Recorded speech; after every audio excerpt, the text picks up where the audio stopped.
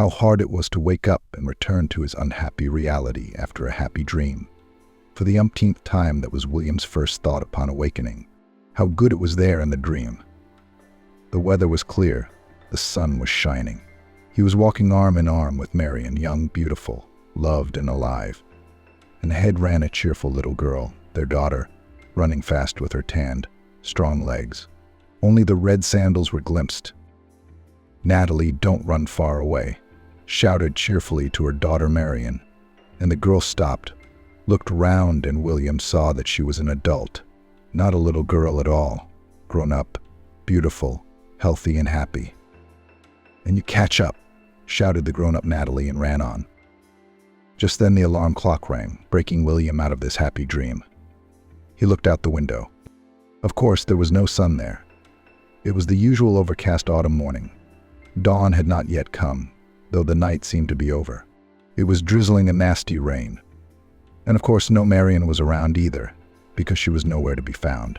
His wife had died years ago, when Natalie had been this little girl in red sandals, just like in his dream. Marion never saw her daughter as an adult. Maybe it was for the best, because now the grown-up Natalie lies in her room, waiting for her father, her carer, then the nurse, then the masseur, and the doctor. People who help keep her alive as she is unable to stand on her own 2 feet. Yes, perhaps it's better that Marion didn't see her daughter in this condition, but it was better that her father didn't see it either. Though if he hadn't seen it, who would have looked after her? Or maybe if he hadn't been there, and Natalie had been brought up in some other way, she wouldn't be in this position now. What's the use of thinking about it? It's time to get up. You've got to get on with your life. Business won't grow itself. William was widowed as a young man, left a single father with a young daughter in his arms. He loved his wife immensely, and now he did not understand how he survived that first year without her. Although it is understandable, his daughter kept him from rash steps. He couldn't leave Natalie an orphan, and decided to live for her. He had no one else. Only her, Natalie. He never thought of getting married again. Firstly, he couldn't forget his Marion. Secondly, he didn't want his daughter to have a stepmother. Sometimes women appeared in his life, but they were just one-time acquaintances for health, as they say. And there were many who wanted to marry him. You bet. He organized his own business, quickly went up the mountain, became quite a wealthy man, that is, an enviable groom, even though he had a child. But he did not deceive any of his women and immediately said that he was not going to marry. And then it was up to you. The main person in his life was Natalie. Having suffered a terrible loss at the very beginning of his adult life, he not only cared for his daughter, but was constantly afraid for her. This world, he suspected, was not made for little girls. They were under some sort of threat at every turn. But fortunately, he had money, and that allowed him to take good care of his daughter, giving her the opportunity to grow and develop properly, and to worry precisely about her growing and developing, that is, becoming a grown-up girl who might be facing more dangers. Isn't that his main fault? He was protecting his daughter as a lonely traveler protects a fire in a cold house, fearing that it will go out, and not allowing the possibility that this fire might burn everything around him. And him, too. Natalie had grown up a willful girl with a temper, used to demanding and getting the best of everything, and her father could not refuse her anything. But in fact, all Natalie's demands were quite understandable. She was a young girl, the daughter of a wealthy man, and therefore she should not be denied anything. Besides, she was far from stupid, had received a good education, and promised to be an excellent assistant in all matters, and later to succeed her father's business. Yes, a spoilt girl, willful, but clever, and not even to say that she demanded something extra from him. But it is understandable. A young beauty, she wants to dress up and go somewhere, to travel the world to see the world and show themselves. William did not refuse to the best of his ability, of course, and with the expectation that everything was in order, because he was very worried about his only daughter. Not even the fact that nothing terrible had happened to Natalie was reassuring. She was a smart girl. She didn't deal with bad people. She wasn't in suspicious companies. But the fact that she was partial to cars worried her father. After all, whatever you say, but it is a means of increased danger. But Natalie passed her driving license brilliantly and, having barely entered the institute, declared that she wanted a car. William resisted as best he could. "Natalie, you're still very young. Isn't it too early for you to drive a car?" "So why is it too early? I'm already of age. A lot of people drive. I don't even feel comfortable walking. And sometimes I even have to ask for a lift. And by the way, everyone knows that I'm not a foundling. I'm the daughter of a respected businessman. And I walk. Aren't you ashamed of yourself?" My father wasn't ashamed, of course.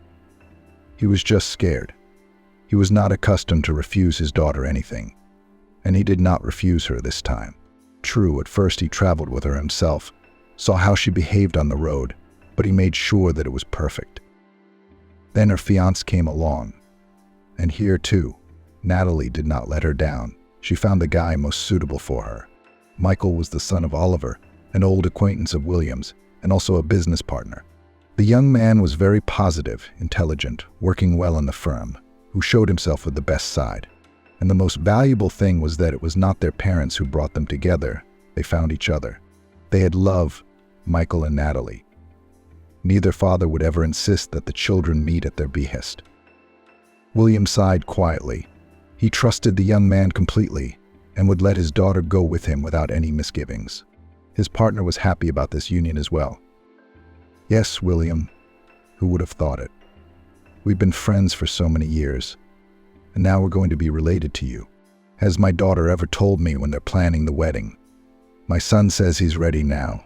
Your Natalie is dragging him away. She wants to graduate from the institute first, it seems." "That's right. What's the hurry? There's no such fashion now, as it was in our time, to get married at 18 and go straight to the registry office. And in most cases, nothing good came out of it." "Well, that's how to put it. Some people live and rejoice. Like you. Tell me something, aren't you going to get legally married yourself? How long have you been living alone?" "Almost 20 years. Yeah, almost my whole life. I've never asked you that before." "I have no such plans, and I hope I never will." "Why should you be so adamant? Beatrice is all around you. I take it she's ready for marriage now, too?" "What of Beatrice? Beatrice is an eternal friend, but my relationship with her is purely business." William replied to such remarks, trying to change the subject. He did not like such conversations. Marion was his one love, and after her untimely departure, he did not want to think about anything like that. Beatrice, yes, there was a woman like that at work, only a couple of years younger than William. Smart, savvy, worked as an economist, childless, had had a bad marriage when she was young, and she'd been single ever since. But she didn't seem to mind her loneliness. With William, she had a really friendly business relationship, which perhaps and would have developed into this very marriage if the man wanted it. At first she'd hoped for something, even hinted at something, but then she realized it was a waste. And since then the relationship had been smooth, which seemed to suit both of them. Yes, it was such a smooth, quiet life until the catastrophe happened. Apparently, William was not in vain afraid for his daughter, and not in vain believed that the main danger is the car. Natalie was in a car accident, suffered a spinal injury, and became disabled. At first it seemed that everything was correctable. After all, medicine is now at a high level, and William would not spare any money for her recovery. But all doctors, even the most famous, refused to do the operation because they were far from confident in its success. The injury is too serious, so we cannot give a guarantee. And to do it random, knowing that the situation may worsen, they explained to him. How could it get worse? William didn't understand. You don't say. I think it will become clearer with time. Will she be able to bear the operation? She's very weak right now. Keep an eye on her state of mind. Positive emotions and confidence are the main medicine. My God, where can you get positive emotions for a 20-year-old girl who can't even stand up? She can't roll over to the other side without help. But what can her father do? Send her to a holiday resort, buy diamond earrings, call the clowns.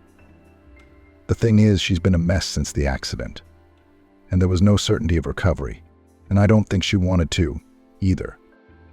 He talked to his daughter. constantly promising that everything would be fine, that he would find out where they treat such injuries, find the best doctors abroad. In China and Tibet they say there are such healers that almost raise the dead. Don't, Dad. I think it's all nonsense. I guess it's my fate.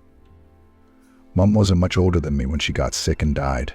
That means we're all like that on the female side of the family, without happiness. This answer made William's heart break. But how could he comfort his daughter? How could he convince her that she would be happy? At first there was hope for Michael, the groom. After all, love can sometimes work wonders. And immediately after the accident, the guy really rushed to the hospital, swore his love, assured that all will be well with them. And then, apparently he talked to the doctor, learnt about Natalie's prospects, and his next visits were much calmer. He would come kiss her cheek, put a bouquet on the bedside table, sit for 5 minutes and leave, citing business. And he didn't come by every day. And then he stopped coming at all, without any explanation or clarification. Natalie waited, but then she realized that she hadn't asked anyone about Michael. But she could see in her eyes how hurt she was by this betrayal. William somehow could not stand it and called the young man himself to clarify the situation and ask him to show at least a little mercy. What to do? For the sake of my own daughter, I will do anything. I understand. It's a young man's case. But you have to understand that Natalie is going through a very difficult time. You should visit her. Give her some support. She's waiting. It's hard for her.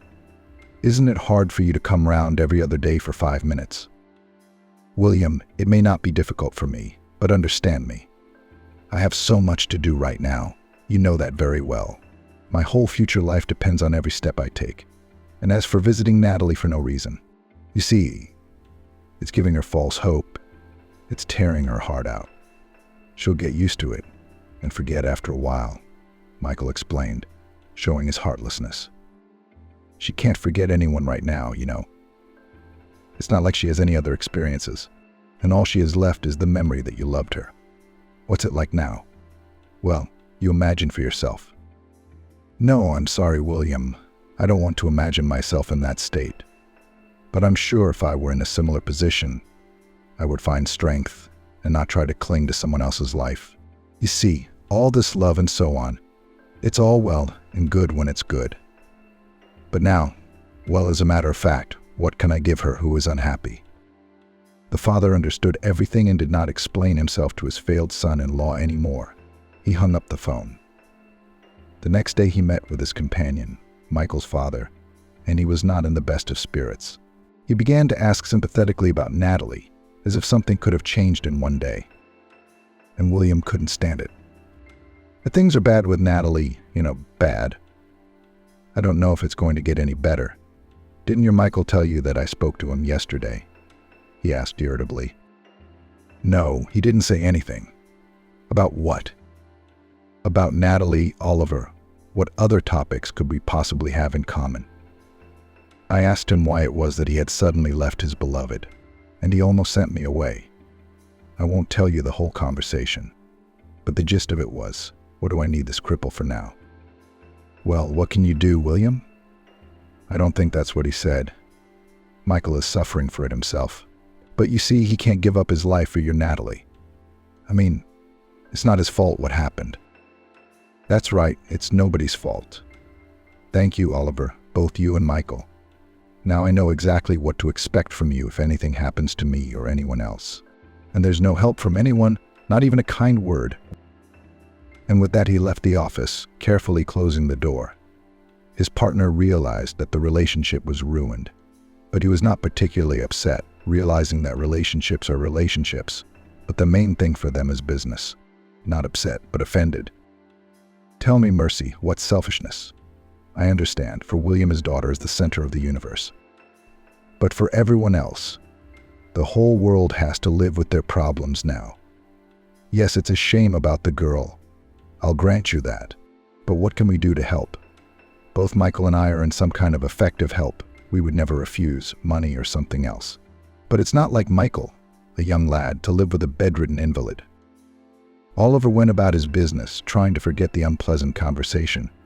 But his anger and irritation at his comrade, now, it seemed, already former, were growing. Coming out of his office, William bumped into Beatrice.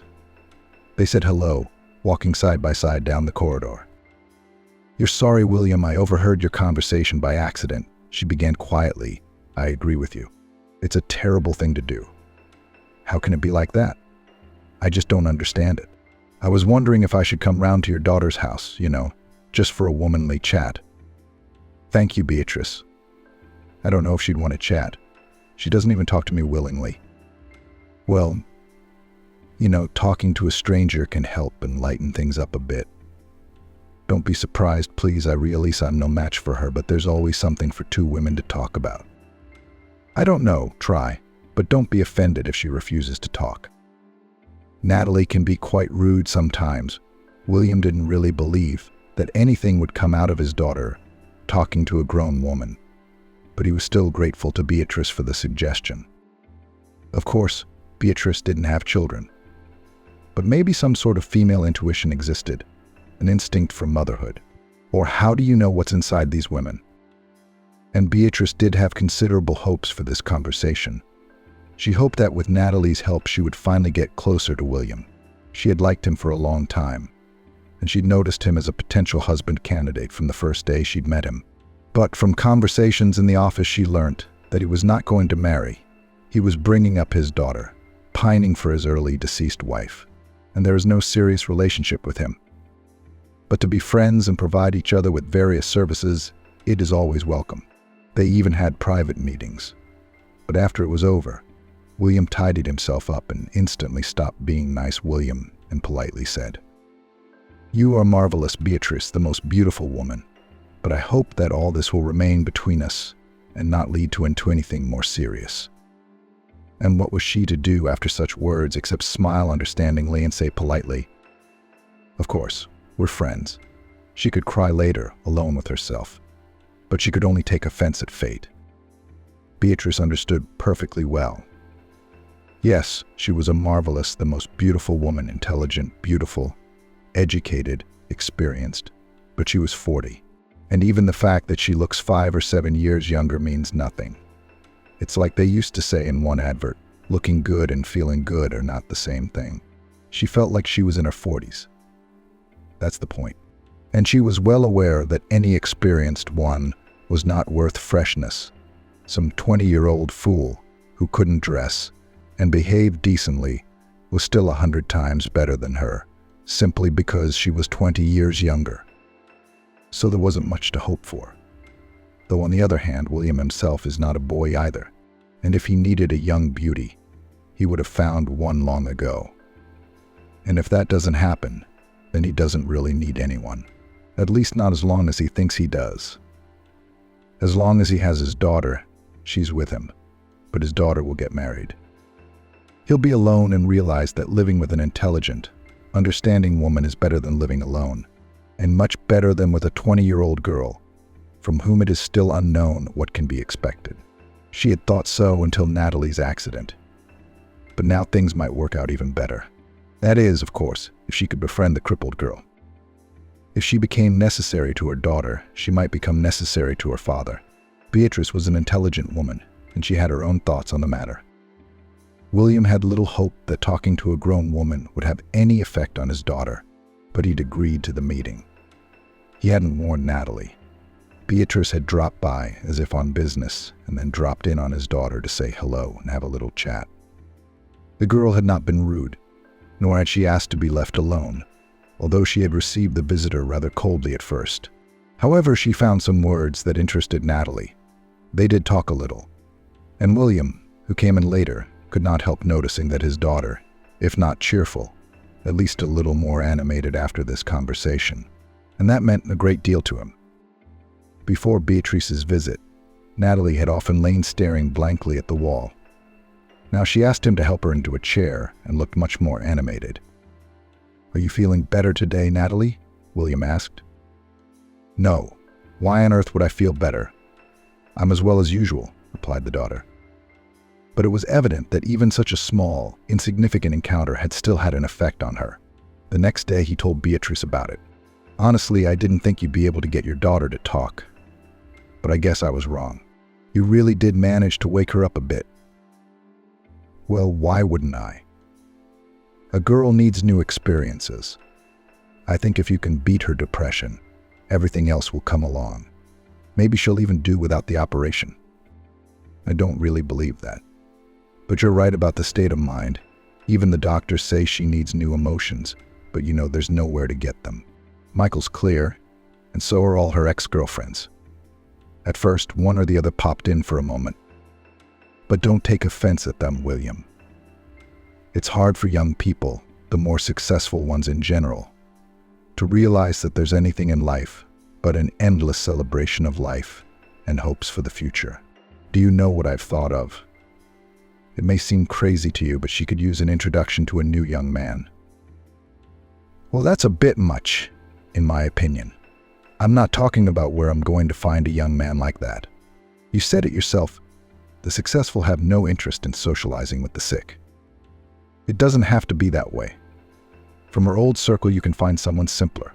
Of course, it would be nice if he looked like Michael, simpler. What's that supposed to mean? How much simpler? A bum or something?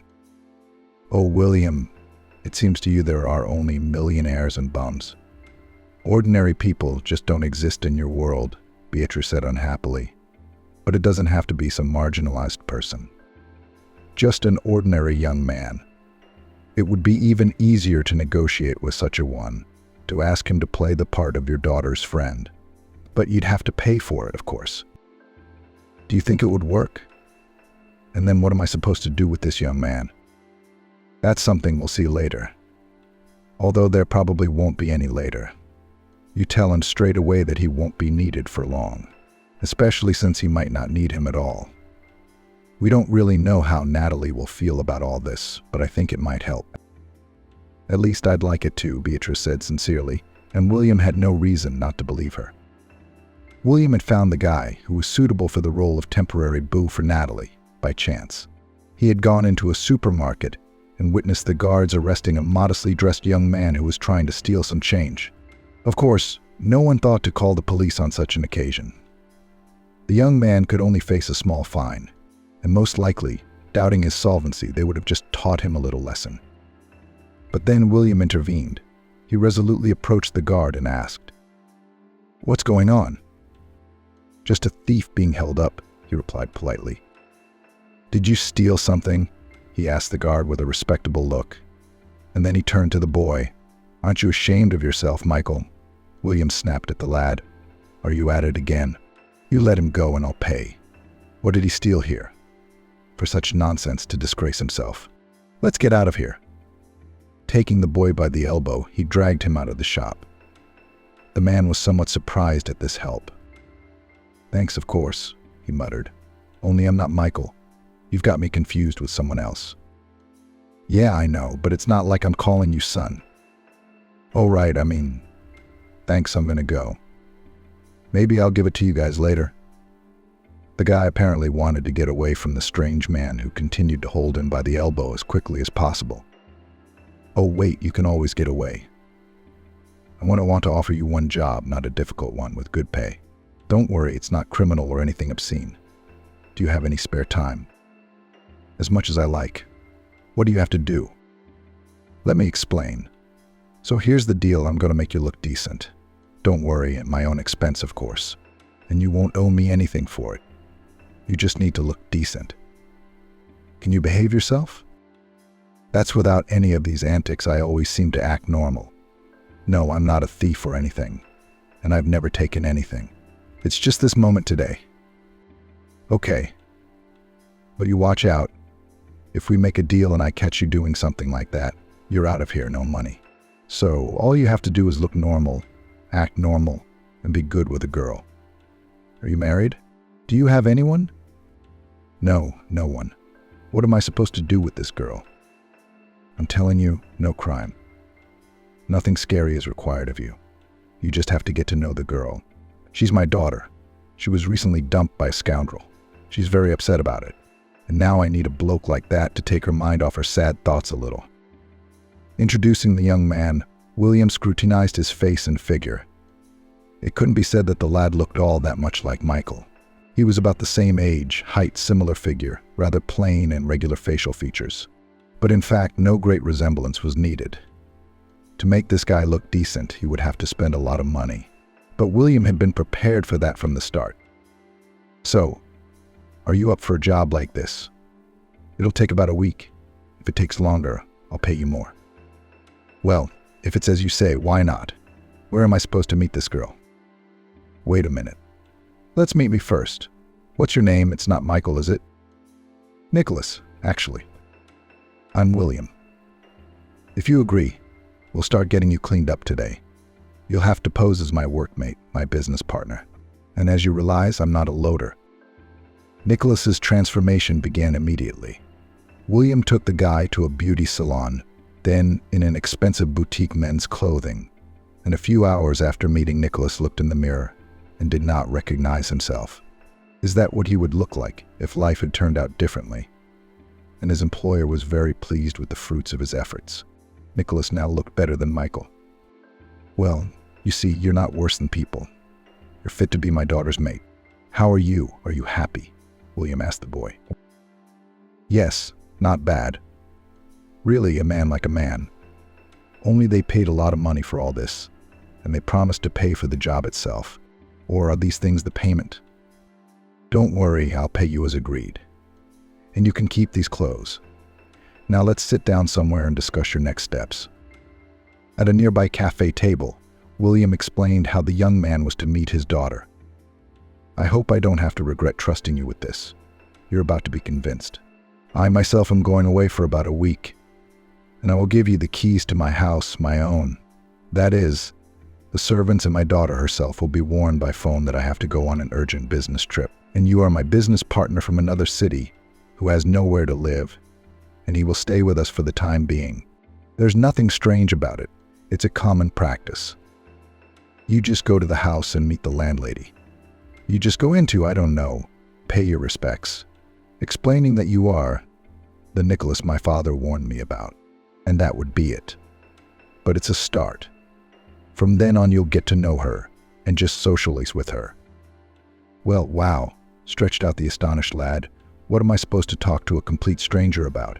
What if she doesn't want to talk to me? That is your task, to gain her confidence. But haven't you ever talked to a girl before? Never read a book, never seen a film. The main thing is that without any vulgarity, not about love or anything, but just to communicate, with the opposite sex. And ask about our city, say what interesting places are there, and all that kind of stuff. It's such a thing. The main thing is to start, and then everything will go by itself. The main thing is don't get lost. You look normal, and it's hard to suspect you of anything bad. Just watch your mouth, keep your hands to yourself. You know what I mean. And what's that? Am I supposed to live like this all week? What's so hard about it? Or is it easier for you to wander the streets and shoplift? You'll be fed. You'll have a room to sleep in. Yeah, I don't think that's a problem.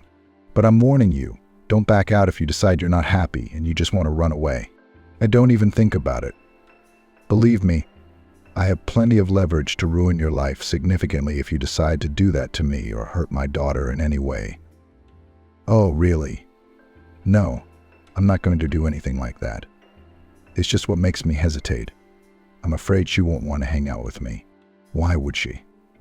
And besides, are you sure she's going to stay home? What if she goes somewhere else and doesn't invite me with her? What if she's away all day long? Yes, William hadn't told Nicholas anything about his daughter's disability. He decided to let him see for himself. The longer he talked to the guy, the more dubious the idea seemed to him. But now there was no turning back. Whether it worked or not, he'd let the kid talk to Natalie, and then he'd see for himself. Don't let that worry you. She's not going anywhere. And if she wants to go, she'll probably invite you to go together. I don't refuse. Take a walk with the girl. No one is offering you anything supernatural, agree. Every day, every evening, you'll have to call me back and let me know how you're doing. And of course, you have to do it without anyone hearing you. And if you have any questions, call me too. All right, I agree, said the boy resolutely, putting aside his last doubts. Really, what was there to be afraid of? A girl and a girl, she wouldn't need him. The job he was offered might not be quite ordinary, but it wasn't the worst possible. He got the keys to the house, said goodbye to the landlord, and headed off to his new place of residence. William did call his daughter and informed her that he had to leave on an urgent business trip for a week, and also warned her that a young professional from another city would be staying at their house for that time. Natalie took the news with complete indifference. She had not been surprised by anything lately and reacted indifferently to everything. "All right, let her come. I hope you'll be back soon too, and that everything will be fine," she said. "Natalie, you'll do your best to be friendly to him. You see, the young man is provincial, shy, doesn't know anything. I invited him before I knew about this business trip, and now I feel very uncomfortable in front of him and in front of you. I understand, but I can't take him on a tour with me by myself." The girl grinned. "And I won't be particularly embarrassed by frank talk either. I'd love not to talk to anyone at all, but since you ask, I'll be a hospitable hostess." "Thanks, honey.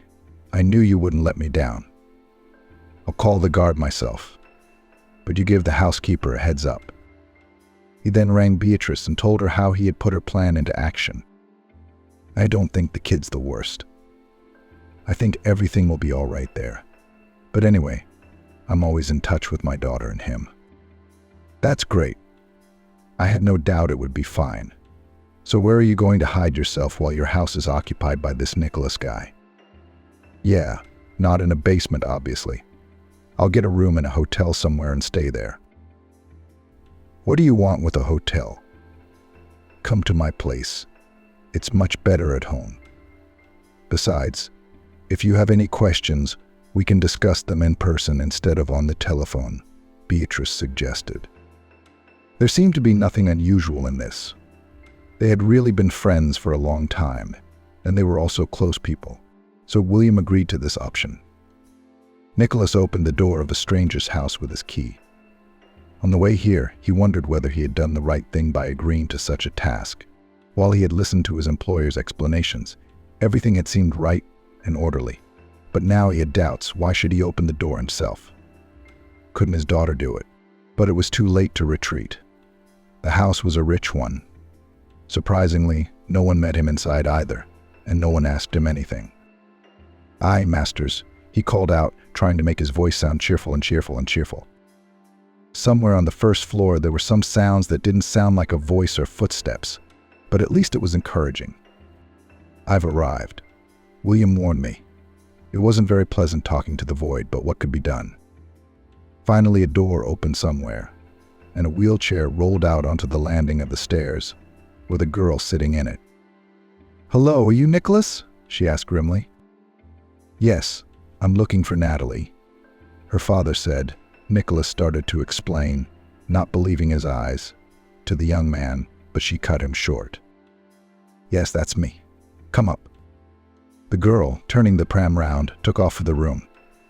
Nicholas moved to follow, thinking confusedly as he went. "So that's it. I'm the one to look after an invalid. Why didn't he tell me straight away? What am I? A carer or something? Maybe she's just joking." He entered the room, still hoping the girl would get up now. But she didn't. "Nice to meet you," she said in a disgruntled tone. "I'm sorry, the housekeeper isn't here right now. I'll show you to the guest room myself. I hope you had a good journey. Have a seat," she pointed to a chair. "Yes, thank you." Nicholas sat down and began feverishly selecting the right words and topics of conversation. "I'm fine. I hope I haven't disturbed you. You have such a beautiful home, and this room too. Did you furnish it yourself?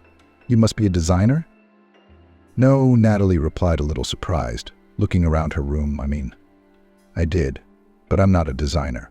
I just love my home." "You have good taste. And lots of books. Do you like to read?" "I like poetry too, especially Silver Age poets. But modern authors, not so much." "I think you like to talk." Natalie smiled weakly for the first time. "No, not at all. Well, if I'm annoying, you can say so. Just out of confusion, so as not to be silent. My father apparently didn't warn me I was a wheelchair user. Strange delicacy, but that's what I am. This is after the accident. Refrain from sympathy and questions. I've had enough of this, you know. Let's talk about poetry. Who do you prefer? Many. But it's hard to single out anyone. I like many. But I don't know much by heart and I don't like to read aloud. That is, I don't know how. And I don't like block at all. Can you imagine? I can imagine. But I don't like Tis Viteva and some others I don't understand very well. They were so engrossed in the conversation that they did not notice the housekeeper coming in, and only woke up when she knocked and asked if dinner was ready. Oh, thank you. It's Nicholas. I told you he'd come. I didn't even offer tea. We were talking. I'm sorry. The girl had become very animated during the conversation. Even her pale face had turned a little pink. But it was very interesting. I had forgotten all about it myself. I hope we can continue this afternoon. Nicholas was not at all such a connoisseur of literature, but he loved to read. So he decided that this was an excellent topic. He didn't know what else to talk about with this girl. And during the conversation, he forgot about everything, including Natalie's disability. After a couple of days, they became friends, talking about all sorts of things. On the third day, Nicholas was surprised to realize that he saw Natalie as more than just a friend and conversation partner. He liked her, and to all appearances, his feelings were not unrequited. He was worried, counting the days until her father arrived. Would they have to break up and never meet again? Meanwhile, Natalie's father and his longtime friend were doing the exact opposite. Beatrice, having William at her disposal, was delighted that she could show him this week how good a wife and hostess she could be, and he would hardly want to part with her. Alas, Beatrice had miscalculated and achieved quite the opposite effect. Almost the very first day she bored William with her constant heart-to-heart talks, her discussion of the menu for the coming time, and simply her constant presence around him. He would have been glad to run away from her to the hotel, but he was afraid of offense. At work, they learned that William had moved in with Mrs. Beatrice. No one knew the details, so some congratulated the woman. She was angry. She had spent so much time and effort, and this unfeeling man not only lived, did not even want to talk to her. But there was someone who understood the poor woman. William's former friend, Oliver, remarked. Beatrice, you got the wrong man. And how is it that you, so clever, so shrewd, did not see him as a complete egoist? I did not, replied Beatrice, almost weeping. And what is there to do when all eligible men of age are married? And if they're not married, they're looking for someone younger? There, I've had enough of the young ones. Yes, I divorced my young one. And now I'd be glad of someone like you. You and I would show that handsome man a fast one, Oliver said suddenly. How so? Beatrice was wary, wanting revenge now. Well, listen to this, began Oliver, who bore a grudge against his former friend, and outlined his plan. One day Natalie, who had been living lately as if in a fog, wheeled her chair into the kitchen to ask the housekeeper something. The kind woman looked at the girl's glowing eyes and sighed. Oh dear, it's not the right time for your heart to tremble. What do you mean? Natalie asked in surprise. About the fact that you seem to have fallen in love with that rascal. Who?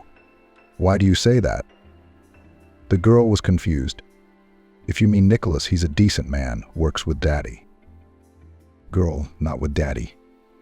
His daddy hired him, your father, to keep you entertained, to make you forget about Michael. And he himself, Nicholas, is a beggarly vagabond, wandering the streets, almost begging for alms. No, that can't be. Papa couldn't do that. Nicholas couldn't. But yes, Michael couldn't. Oh, girl. You should know what people are capable of sometimes. Natalie turned around and quickly went to her room. On the way, she called out to Nicholas. He entered, as always, eager for a new conversation, but met a cold, angry stare. Natalie did not waste words, but asked at once. So who are you really? I mean, the young man mumbled confusedly, having already realized everything. Nicholas, come on. Everything you said about yourself before was a lie, but why? Look, Natalie, not everything is a lie. I mean, I was hired by your father, but not to cause you any trouble at all. I hope he paid you well and you didn't pretend to be a businessman for nothing, but I know all about it now. And you realize, I hope, that you must leave at once. If my dad is dealing with a con man, I don't intend to do that. It was useless to justify herself. Natalie didn't want to hear any and kicked Nicholas out of the house. It didn't upset him that he hadn't met his employer or received any money. What hurt him was the contempt in her eyes. Natalie called her father herself and told him that his plan had been discovered and the cheater had been kicked out of the house. William rushed over immediately and listened to her angry accusations in person. I didn't expect this from you, Papa. You hired someone to entertain a poor cripple. Do you realize that you couldn't have insulted me more? Said the daughter. And the father looked with horror into her darkened face. What had he really done? Natalie had gone to her room and locked herself in there, forbidden to come in. And he had called his faithful friend Beatrice. How was he to know that it was she who had bribed the housekeeper, asking her to open up to Natalie about Nicholas? Yes, she colluded with Oliver. Former friends now united against him. But how was William to know that? Beatrice, after listening to him, successfully feigned excitement and promised to come immediately. She arrived at the house just in time. William had had a heart attack.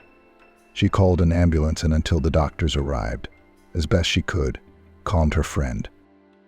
Don't worry, I'll sort it out with Natalie. I'll explain everything. You'll see, everything will be fine. William smiled gratefully. How was he to know that everything that was happening was part of the plan of his good friends Beatrice and Oliver? As he was being taken to the hospital, Beatrice entered Natalie's room without knocking. Well, Snake, now your little soul is happy you've brought your father down and you're sitting by the window watching.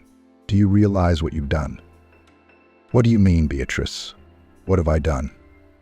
Exclaimed Natalie, really not understanding what she was being accused of by the woman whom she considered a friend of her own and her father's. It's not as if I meant any harm. He's the one who tricked me, set me up with this Nicholas. Did I ask for that? Oh, you never asked for anything. You're a proud girl, used to having everything handed to you on a platter and begging to take it. And you don't even realize what you've done, you promiscuous little bitch. Why did you send him away? You say he set Nicholas up. What else could he do when your father was suffering? So he found you a friend to amuse you in some way. You get out of my room, Natalie said helplessly, covering her face with her hands. I don't want to see or hear you. Do you think it's such a pleasure to look at you? Who needs you anyway? Beatrice said mockingly and walked out. She was pleased with her work. William was in hospital. The rift between him and her daughter had been created, and their relationship would never be the same again. Beatrice went into the kitchen, made herself comfortable at the table, and said to the housekeeper who stood uncertainly by the cooker, "Make me some tea and something nice, Chloe." Having received specific instructions, the housekeeper bustled about. She switched on the kettle, and taking out all sorts of supplies from the fridge, put a cup in front of the guest, whom she considered almost the mistress of the house, and glanced out of the large window. "Beatrice, look, Natalie's gone somewhere.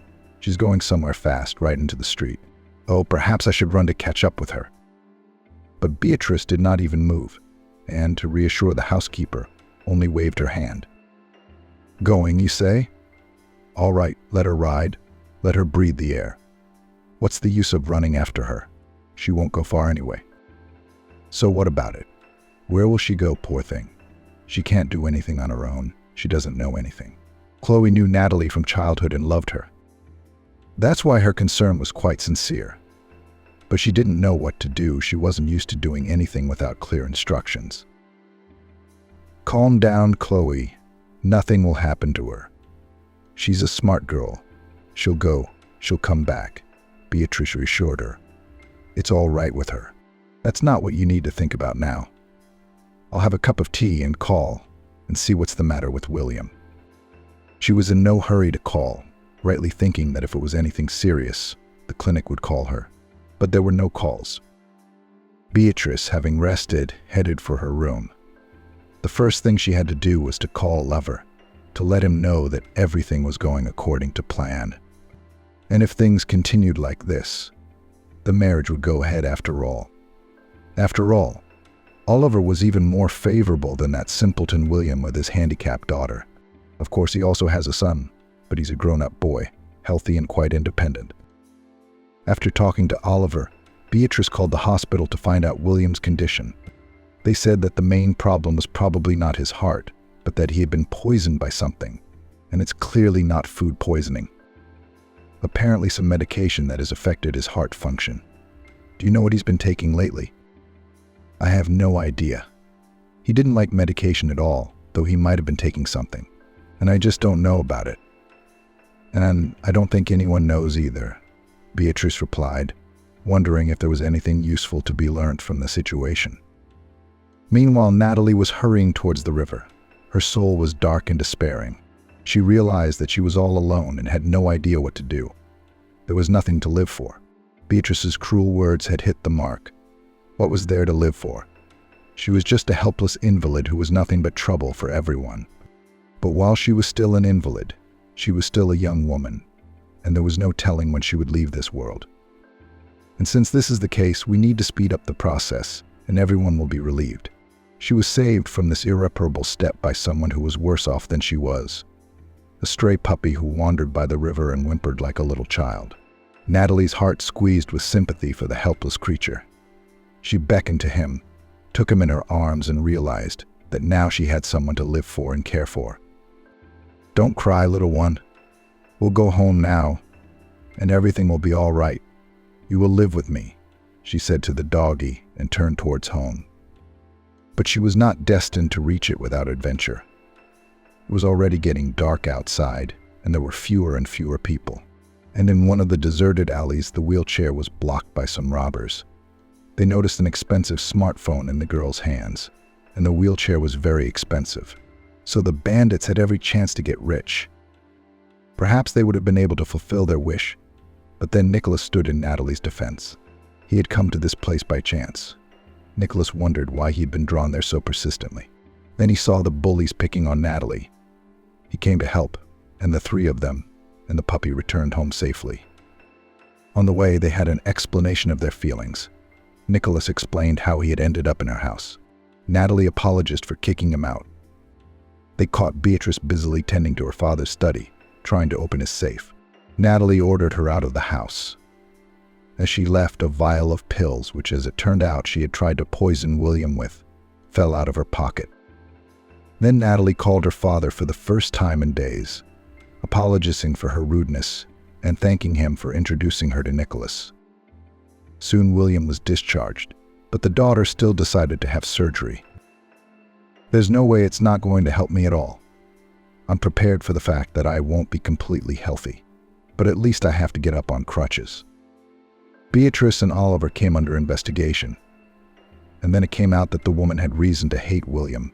At the inquest, it all came out.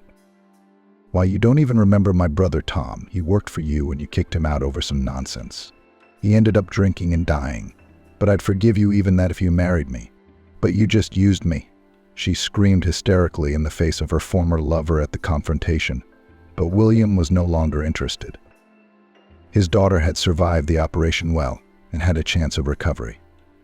It was still a long time before Natalie was able to walk with a cane, but she considered this achievement a major victory. After that, Michael reappeared in her life. He was now rich and independent. The only thing that bothered him was breaking up with Natalie. He met with her. An explanation occurred between them. "I realize you think I'm a traitor, but believe me, I'm not. I've always loved you and I can't live without you, Natalie. I couldn't live without you either. And now I can't even imagine how we could be together," she replied.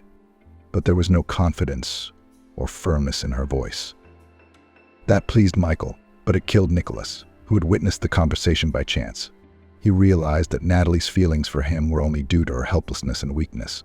And now that her affairs were getting better, why did she need him? And what, in fact, could he give her? He packed his things and left, leaving a note apologizing and wishing her happiness. Several years passed. Natalie, already a healthy young woman, was getting her son ready for first grade.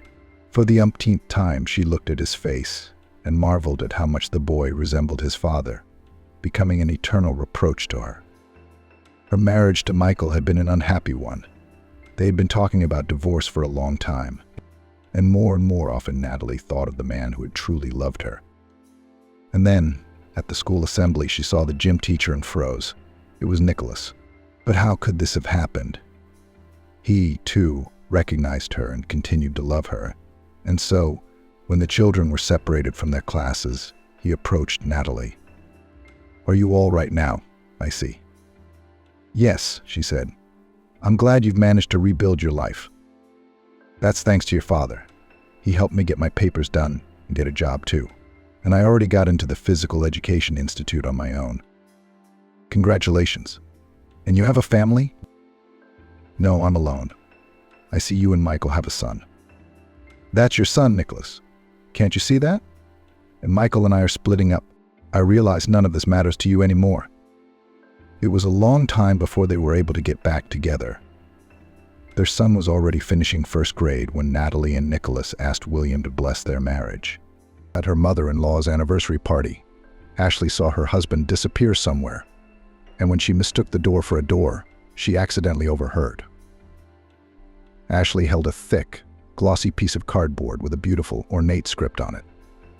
It was an invitation to an anniversary party for Jennifer Anderson, wife of the owner of a large and prosperous firm, mother and grandmother of a large family, a person with a very wide circle of acquaintances and interests. Jennifer Anderson was Ashley's mother-in-law. Stories about the relationship between mother-in-law and daughter-in-law are numerous, as well as stories about the complex mutual feelings of the mother-in-law, and just as full of stamps and prejudices. How many stories are told about unhappy girls who fall into the power of evil mothers-in-law, who under a magnifying glass examine every step and act of young women who dare to encroach on the most precious thing in life, their dear boys, their sons. And the stories about elderly women forcing their sons to turn their wives into domestic servants. And the horror stories about how mothers-in-law spread rumors about the immorality of daughters-in-law. However, according to the rumor mill, a rare daughter-in-law is indebted to her so-called mom. Ashley had always been distrustful and skeptical of such stories. It seemed to her that all this is something like folklore, in which the girl must be necessarily beautiful, mother-in-law a monster, and daughter-in-law a Cinderella. Perhaps Ashley was just lucky she got a woman unusual in every sense as a mother-in-law. You could say extraordinary, beautiful, proud, smart, rich, and happy. This amazing woman simply did not need to assert herself at someone else's expense. She was unattainable as it was. Jennifer Anderson was truly generously gifted by nature. Beautiful, without any reservations or conventions. She was something like the movie divas of the 50s and 60s with her femininity. She had deep, as if velvet eyes, full, well-defined lips and lush, shiny hair. However, unlike the same Lollobrigida, Jennifer was blonde. In women, Jennifer Anderson caused unhealthy envy, in men quite healthy and reasonable interest. Both feelings were strong and almost unchanged, despite the fact that inexorably the years went by. The fact that Jennifer Anderson still decided to celebrate her anniversary, and even with enough scope, as evidenced by the official invitation, was, on the one hand, expected still 55 years old. Whatever you say, it is a special date for any person.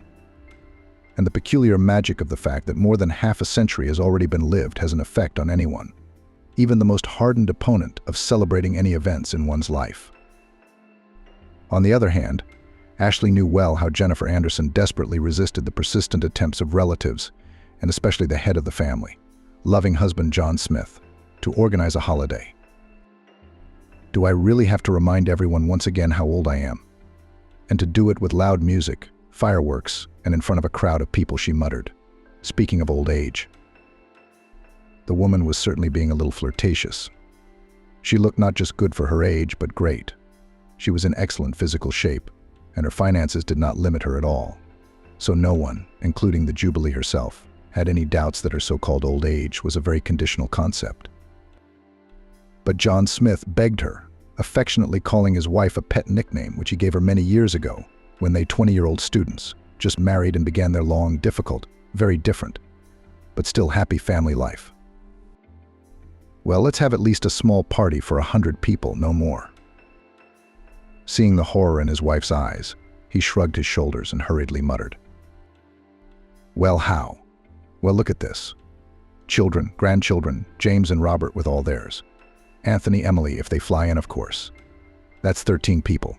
2 me, my sister and her husband, my favorite little brother and his new girlfriend. I know you don't like her very much, but what can I do? That's 19 people. All right? There's another 80 seats to spare. In case your aunt deigns to come, Jennifer replied mockingly. What about our friends, your girlfriends? After all, I have a lot of colleagues and partners who are eager to congratulate you. Well, let's say they're not trying to congratulate me. They're trying to congratulate you. They don't care about me, they just waste money. Speaking of waste, I will agree to all this horror, which for some reason will be considered a holiday, on one condition: no laying gifts and wreaths on my pedestal. You hear that, so you can tell your coworkers and partners from me. And our friends already know it. For a bouquet of more than 15 flowers and a gift more expensive than 1,000 rubles I will kick out. Warning everyone, said John Smith. He was suffering and happy at the same time. He sighed. He was terribly pleased that he had persuaded his mother to organize the celebration. It was an opportunity to bring their entire family home at last. His daughter Amber and her husband, who lived in Moscow, would be coming, bringing their youngest grandson, whom they hadn't seen in person, with their grandfather. Son Jake will come with his wife Ashley and granddaughter Emma, Grandpa's favorite. Those, though, are always on hand as it is, since they both work at the firm. Maybe, hell knows, in this case Emily, their eldest daughter, will arrive from America with her children, all grown up and already speaking Russian with a distinct accent, like foreigners. And what is quite unbelievable, but suddenly pull up from England, where he studies, the youngest son Anthony. And John Smith suffered mostly for those who would be invited, having imagined what tortures they would face in choosing gifts and flowers under such a strict limit on the part of the birthday girl. They were a remarkably handsome and harmonious married couple, having already celebrated 30 years together. Somehow they managed to preserve not only respect and gratitude for each other, which is not uncommon in older married couples, but also the very real tenderness that makes your eyes sparkle when you look at the one you love. John Smith was convinced and never concealed that, without the support and help of his wife, he would never have achieved a tenth of what he had to date. And there was much to be proud of. He was the owner and permanent head of a large transportation company that delivered goods all over the world. He had started many years ago with 2 cheaply bought trucks that were ready to fall apart, if not during the fulfillment of this order, then during the next one. John sometimes recalled with a laugh how he drove one of the trucks for the first time, and later he often got behind the wheel if on the eve of a trip it turned out that the driver for some reason could not go. He earned money, took out loans, signed contracts, bought new cars, in general, got back on his feet. Meanwhile, Jennifer, an economist by education, gave birth and raised children, ran the household, worked, and at night did the bookkeeping for her husband's company.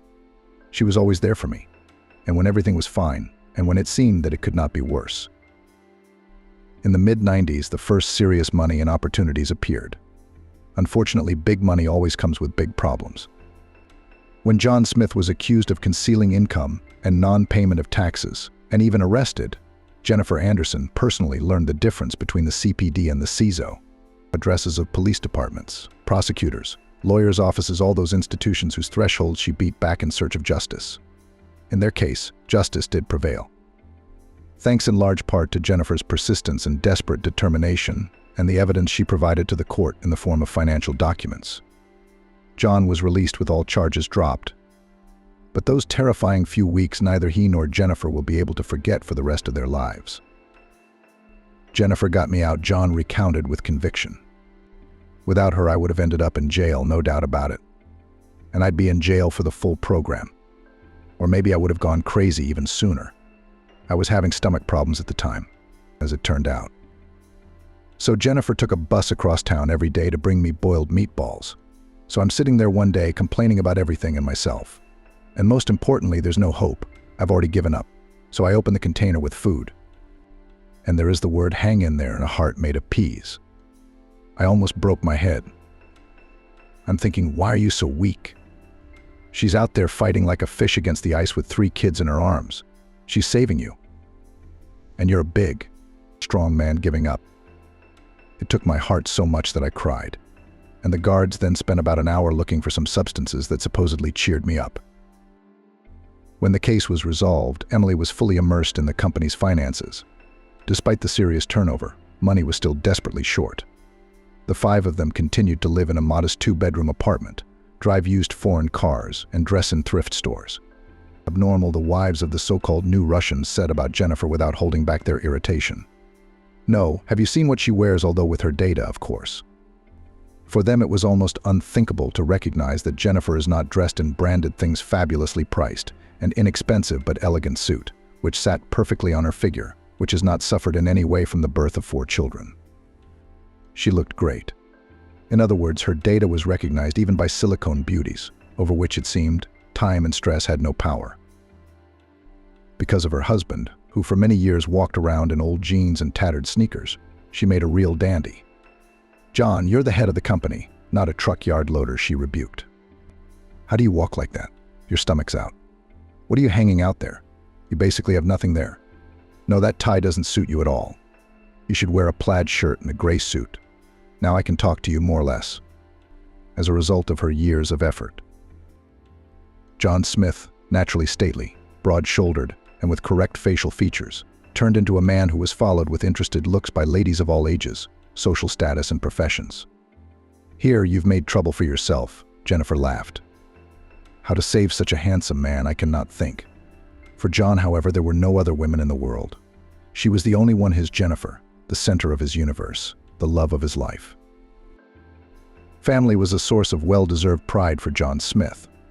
Perhaps even more proud than he was of the firm he had built from scratch with his own hands. Here, too, he always recognized his wife's crucial contribution. These are Jennifer's children. And this is the side note. Those somewhat bitter words were somewhat true. Children, daughters Emily and Amber, sons Jake and Anthony, Jennifer brought up herself, despite his sometimes unthinkable, sometimes no less than her husband, busy at work. Even when serious money appeared in the family and she could afford a nanny, there were no outsiders in the house. The children, to the envy of everyone around them, were growing up almost perfect. "Look, you both need to sit down and write a book. How do you raise a normal child if you have money? That, in these times, it is a whole science," bitterly reasoned one of Jennifer's acquaintances, who has a teenage son. The Smith children were well-educated, practiced, as should be the offspring of a decent family, dancing, foreign languages, tennis. Jake went rock climbing and Emily played the violin well. At the same time, all 4 of them really respected and loved their parents and seemed to genuinely appreciate everything that was invested in them. Emily, who graduated from high school, went to study in the United States. But even here, everyone who expected the Smiths' educational system to fail was disappointed. Emily actually graduated from university and started working. They did not go crazy from lack of control and did not go downhill. True, Emily did not return to Russia, married an American, and lived happily with her husband and 2 children, sending her family photos from the ever-sunny and green California. Amber, who was younger than her sister by almost 2 years, to go to study abroad, categorically refused.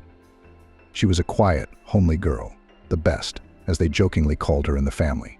She studied at the Institute without any surprises.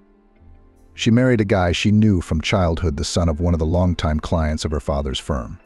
She raised 3 children, including twin boys, who apparently after a while were quite capable of tearing grandfather's mansion on a brick. And the youngest, born more recently. Jake, the 3rd child in the family, was his parents' main hope for the continuation of the family business. John, in his mid-60s, was still full of energy and strength and had a firm grip on the company's management. Still, periodically he and Jennifer would add in a favorite game of, "Oh, John, read from the morning. My bones are breaking, my head is shaking. Guess it's time, old stump, time to hit the hay." Smirking, Jennifer belted out the old songs, thoughtfully stroking her flawlessly shaved cheek, adjusting the stiff collar of her shirt, and he easily picked his wife up in his arms. Jake had graduated from a prestigious university with a degree in law and had done an internship abroad. And after a couple of years spent at his father's insistence in the law enforcement agencies, he became legal counsel for their transportation company.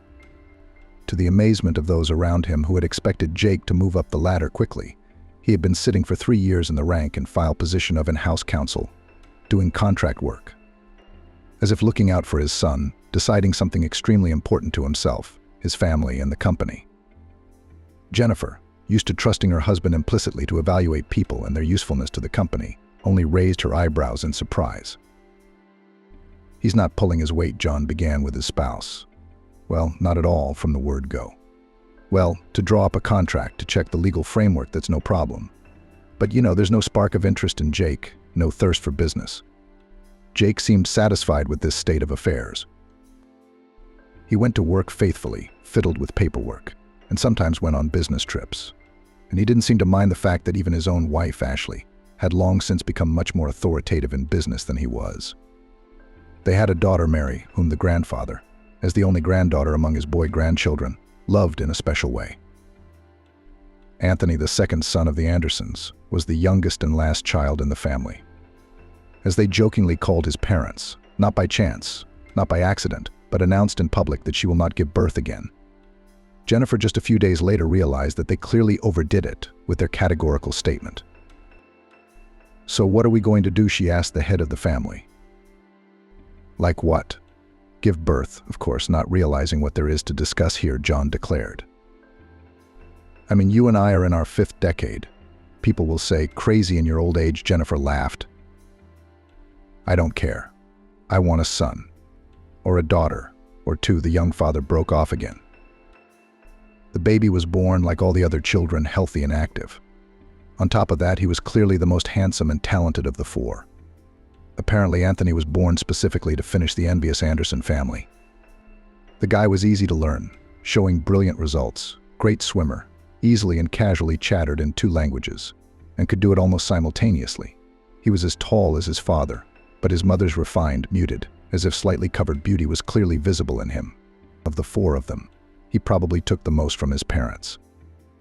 After the 8th or 9th grade, he was sent to college in England, and no one had little doubt that it was Anthony will be the successor of his parents, although of course no one said it out loud.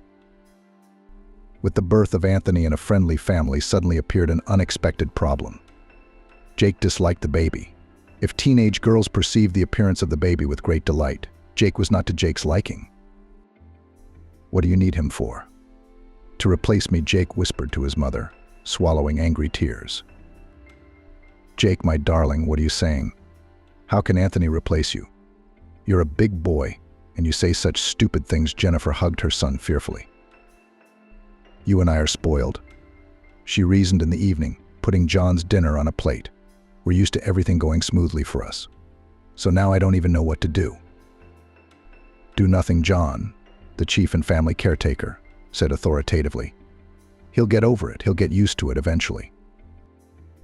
Whether Jake got used to the fact that he was no longer the youngest in the family, and therefore not automatically the most favorite child, it is not known, but complaints from him were not heard anymore. And Jake's lack of much love for his brother was just something they were used to. Jennifer Anderson treated everything brilliantly simple. "These are my children's problems, not mine. For me, they are all good." Having met her future mother-in-law, Ashley was at first shocked. God, what kind of women? It turns out, there are in the world, she thought, returning home.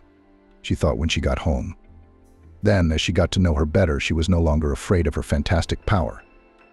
Mother-in-law was impeccable, polite, emphasized correctness, did not teach anyone to live. She stayed out of the girlfriend's way and didn't let her own distance be broken. Or rather, it would never occur to Ashley to try to be friends with this queen-like lady. Jennifer Anderson had been the company's permanent and irreplaceable CFO for many years, and in fact, it was truly a family business. A few years ago, she firmly declared to her frightened husband, "That's it. I'm going on vacation. I calculated you owe me for 24 years, 672 days of regular vacation and 336 days of additional vacation. Here I go on vacation, and then we'll see." Now she lived in a large country mansion surrounded by green lawns, grew roses, led, as she herself put it, the free life of a very wealthy pensioner, and was preparing to meet her 55th birthday in the circle of close and not so close people. The celebration was still 2 weeks away, but Ashley rushed to the mirror as if she had to leave in a few hours. Let's just say I could still lose a little weight. My thoughts were scattering like scared sparrows. Damn, I wanted to sit on buckwheat last month. And I should do some exercise. Like squatting? She opened the tall, mirrored closet where several of her weekend dresses hung in the corner, bunched up in a small rack. Ashley pulled the items out, spread them out on the bed, and stared at them doubtfully. There was clearly nothing suitable for the upcoming event. So she had no dress, no shoes. She had no idea what to do with her hair. And that was the end of it, anyway. She crouched on the edge of the bed and stared fearfully at her reflection and thought she should call Pamela. A life-saving thought flashed through her mind, and she felt better immediately. Pamela was Ashley's best and in fact only friend. They'd been close since they were kids, spending more time together all their lives than some siblings. You could start with the fact that their families lived on the same landing, and the girls had been visiting each other from one door to the other since kindergarten. They were fed in both apartments, without distinguishing who was their own and who was someone else's. They helped with lessons and advice. It happened that they both received at the same time from one of their parents. They didn't go to school together, though, because it turned out that Ashley was a year older, although Pamela, always active in bullying, was the leader of their little company. This friendship lasted until the end of their schooling. Then the girls drifted apart.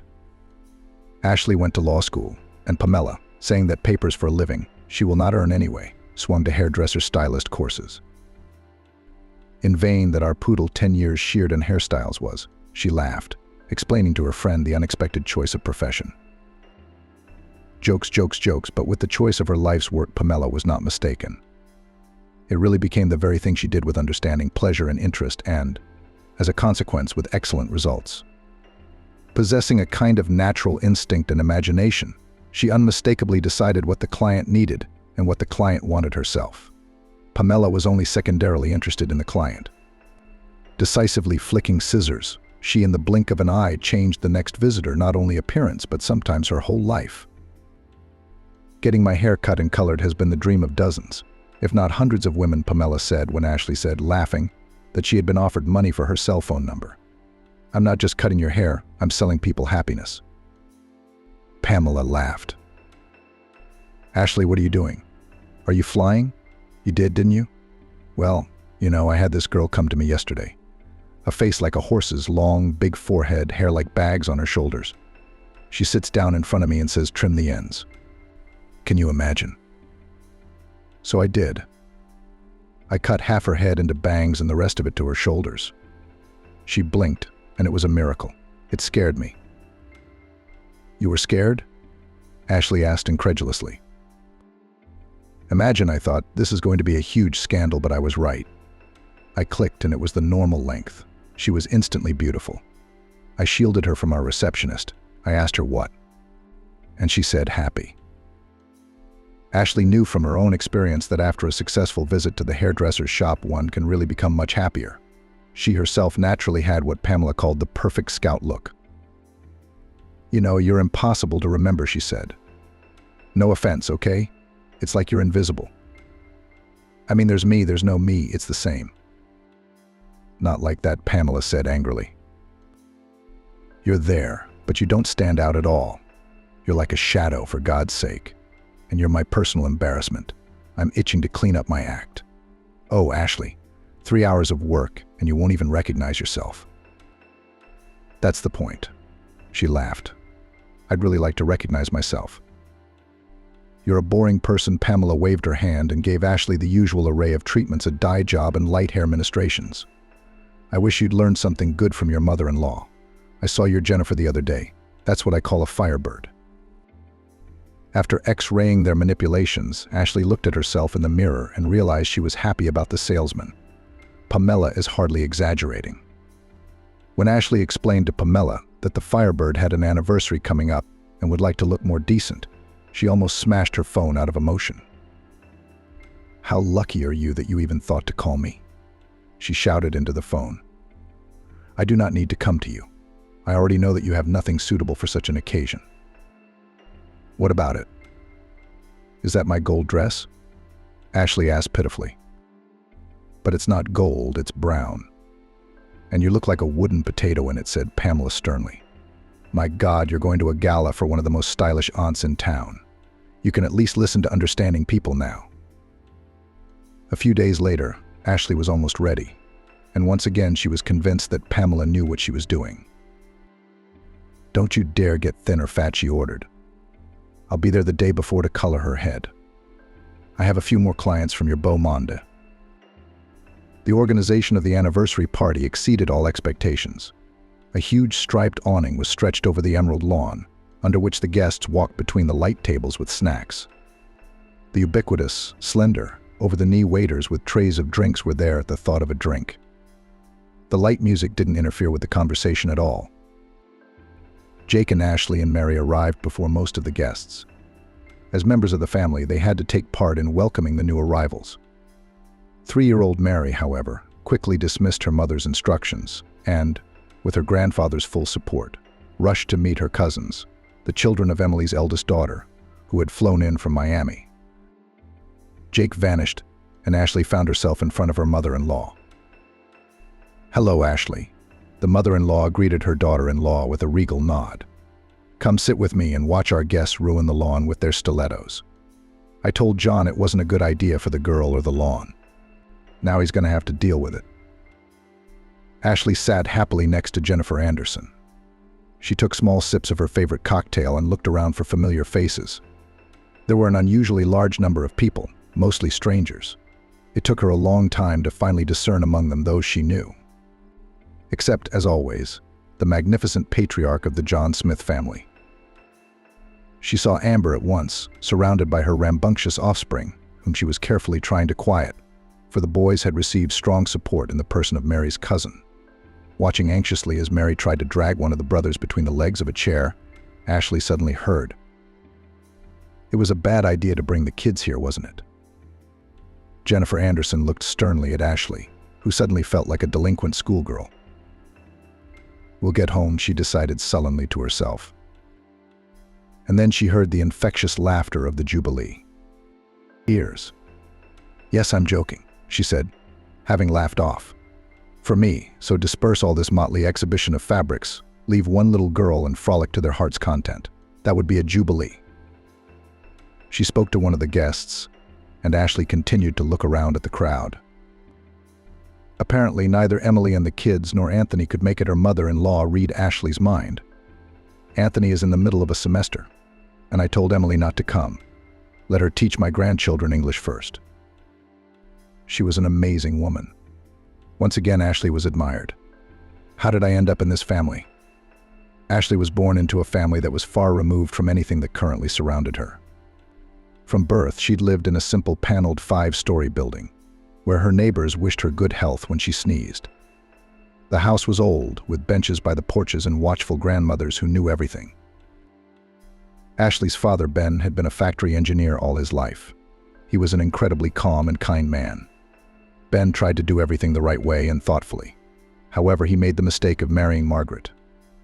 She was a sweet and capricious creature, younger than Ben by more than 10 years. The age difference became a chasm for them. The girl was not just younger, she was 10 times stupider, but demanded tenfold care of herself.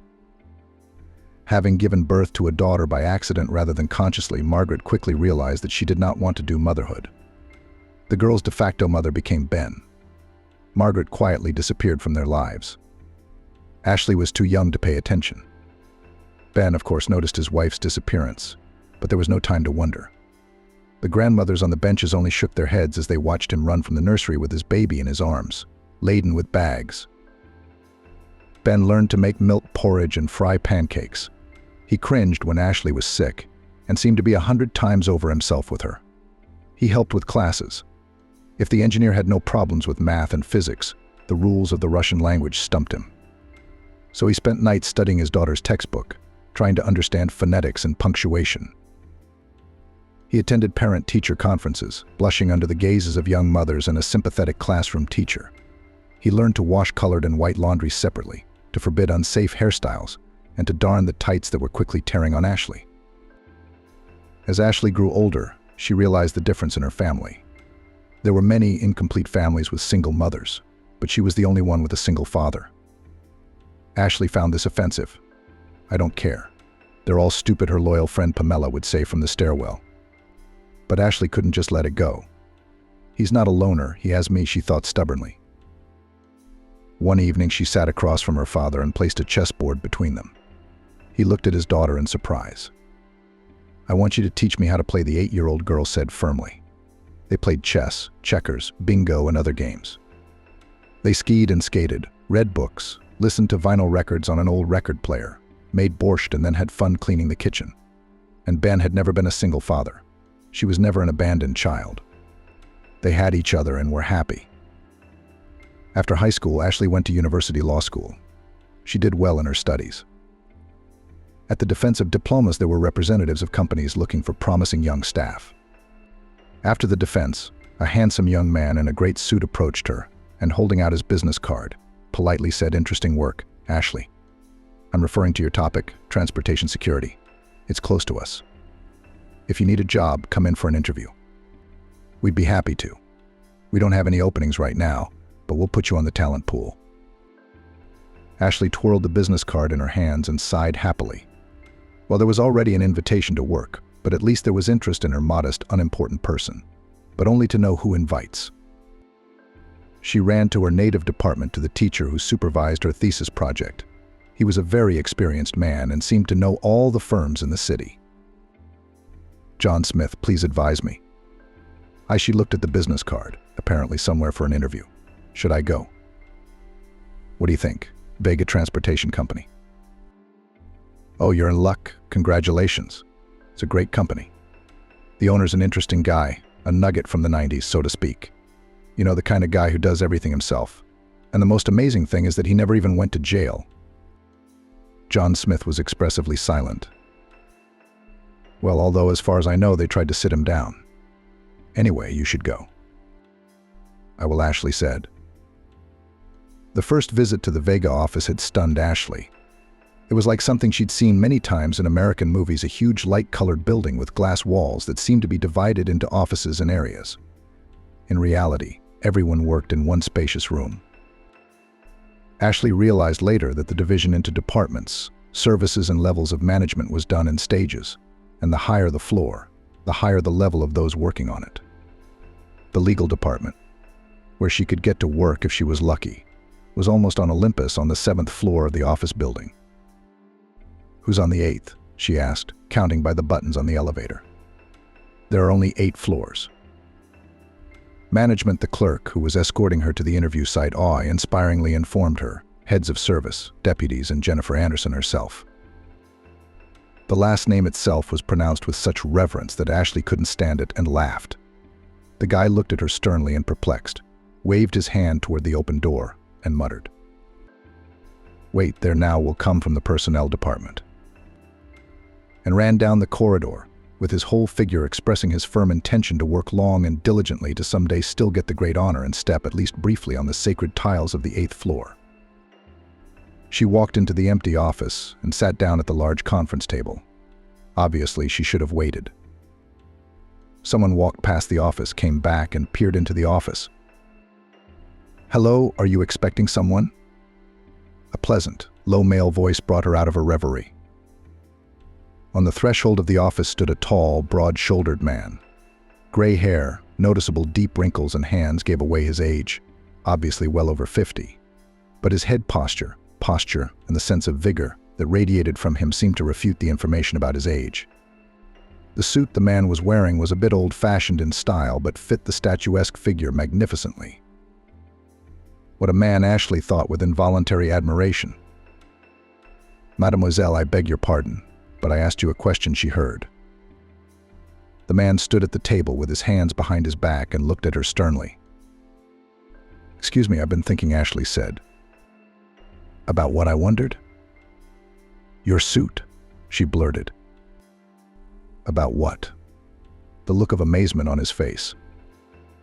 "Well, the suit," she mumbled, beginning to feel embarrassed. But she raised her head stubbornly and smiled. "It fits you beautifully. You don't see it very often." The man looked at her with interest, stepped into the office, and sat down across from her. "You're probably on a job interview. Could you tell me your name and what position you're applying for?" "My name is Ashley. I'm not applying for anything yet. I'd love to be a legal secretary. Although I've been told that there are no vacancies here and I could be put in the pool." She looked into the eyes of the man sitting across from her. "So you're a lawyer? That's good. Well, let's check it out. What else do you know about besides suits? I'd like your professional opinion. Well, at least about this document. He placed several stapled pieces of paper in front of her. Ashley took a deep breath and held the documents in her hands. It was a standard contract for the transportation of goods by road, and there were the standard mistakes that are made more from inattention or lack of time than from ignorance of very basic things. Cargo transportation is regulated not by Chapter 50 of the Civil Code, but by Chapter 40. There is no specific amount of penalty for late payment for transportation by the customer. But the word insurmountable is spelled with an E, not with an I. I guess that's it. She shrugged her shoulders, put the contract on the table, and looked at her interlocutor. Well, he said after a long pause, if you want to work for us, you can start tomorrow. But you don't have a vacancy.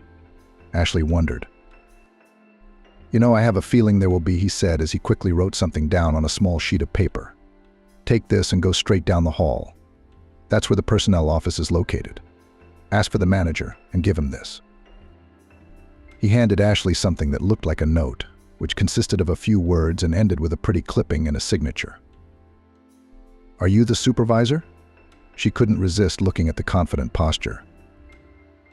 Well, I have some relation to the management of the company, he answered. And you are probably from the 8th floor. Yes, I'm there sometimes, she said. As she left the office, Ashley heard behind her. Susan, would you ask Thomas from sales to join me, please, she said. No, I'm not in my office, I'm in the conference room. What's the interview? It's already over, don't worry. Yeah, I did it myself. For some reason, Ashley felt sorry for Thomas, who she didn't know. There was something in the older man's voice that didn't bode well for Thomas. Well, looks like I've set someone up, she thought. On the other hand, the mistakes in the contract are childish, and such a solid firm. She's good, isn't she? What a lawyer. She didn't even ask who she was talking to. Maybe it's the local lunatic. In a great suit. It would be a laugh if they told her to shove that note somewhere else. But after a few minutes, she realized that she had unknowingly been talking to someone very important. The head of personnel, a tall, statuesque woman, looked at the note and turned a frightened look on Ashley. Are you from John Smith? She said in a shaky voice. Hello, please come in. I don't know any John Smith, and this is obviously the man who spoke to me. He didn't introduce himself. For some reason, I didn't ask him to.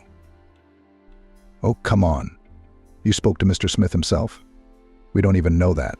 That's John Smith, the owner and CEO of our company. That's how Ashley ended up at Vega as contract counsel. The job was interesting and challenging. The salary, the decent people around her suited her well as a coworker. She was quickly drawn into the daily routine work of a large office, and life rolled on a quiet scenario. The miracles began when Mr. Smith suddenly appeared in their large office. After talking to one of the specialists, he suddenly stopped at Ashley's desk. What's up? How are you settling in? He stepped closer and winked discreetly. How do I look today? He asked in a whisper. It's okay, it's a nice suit. Ashley looked at him in amazement and gave him a discreet thumbs up, smiling. How do you know the boss personally? Victoria, who was sitting at the next table, couldn't resist her curiosity. He hired me, Ashley shrugged. It was an accident. What a coincidence. The neighbor whispered excitedly. You know, you should take advantage of accidents like that. It could be the only chance you ever get. What are you talking about? Ashley looked at her in confusion. But are you stupid or something? The girl's eyes widened. The Smiths. They're such a family.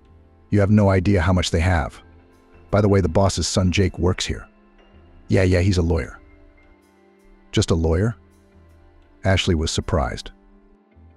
She wasn't interested in gossip about the family and wealth of the firm's owners. But the fact that the business owner's son worked in a lowly position surprised her. Ashley couldn't believe her eyes. The people posing as Democrats were just playing roles to show they were principled. They even kept their own son behind bars as if he were a criminal. The girl was clearly overreacting, and Ashley hurried to end the conversation. So Jake Smith, whom she'd come in contact with several times for work, wasn't just a namesake or even a poor relative of the principal. as she'd thought, but his own son. That's right, he had the middle name John. What a family. None of her business, though. Ashley was in regular contact with Jake. They sat in neighboring offices, worked in the same area, and often exchanged information, data, and documents. Jake gave the impression of a very reserved person, keeping a serious distance from everyone in the office. Given his background, it was understandable. The other employees had long since gotten used to him.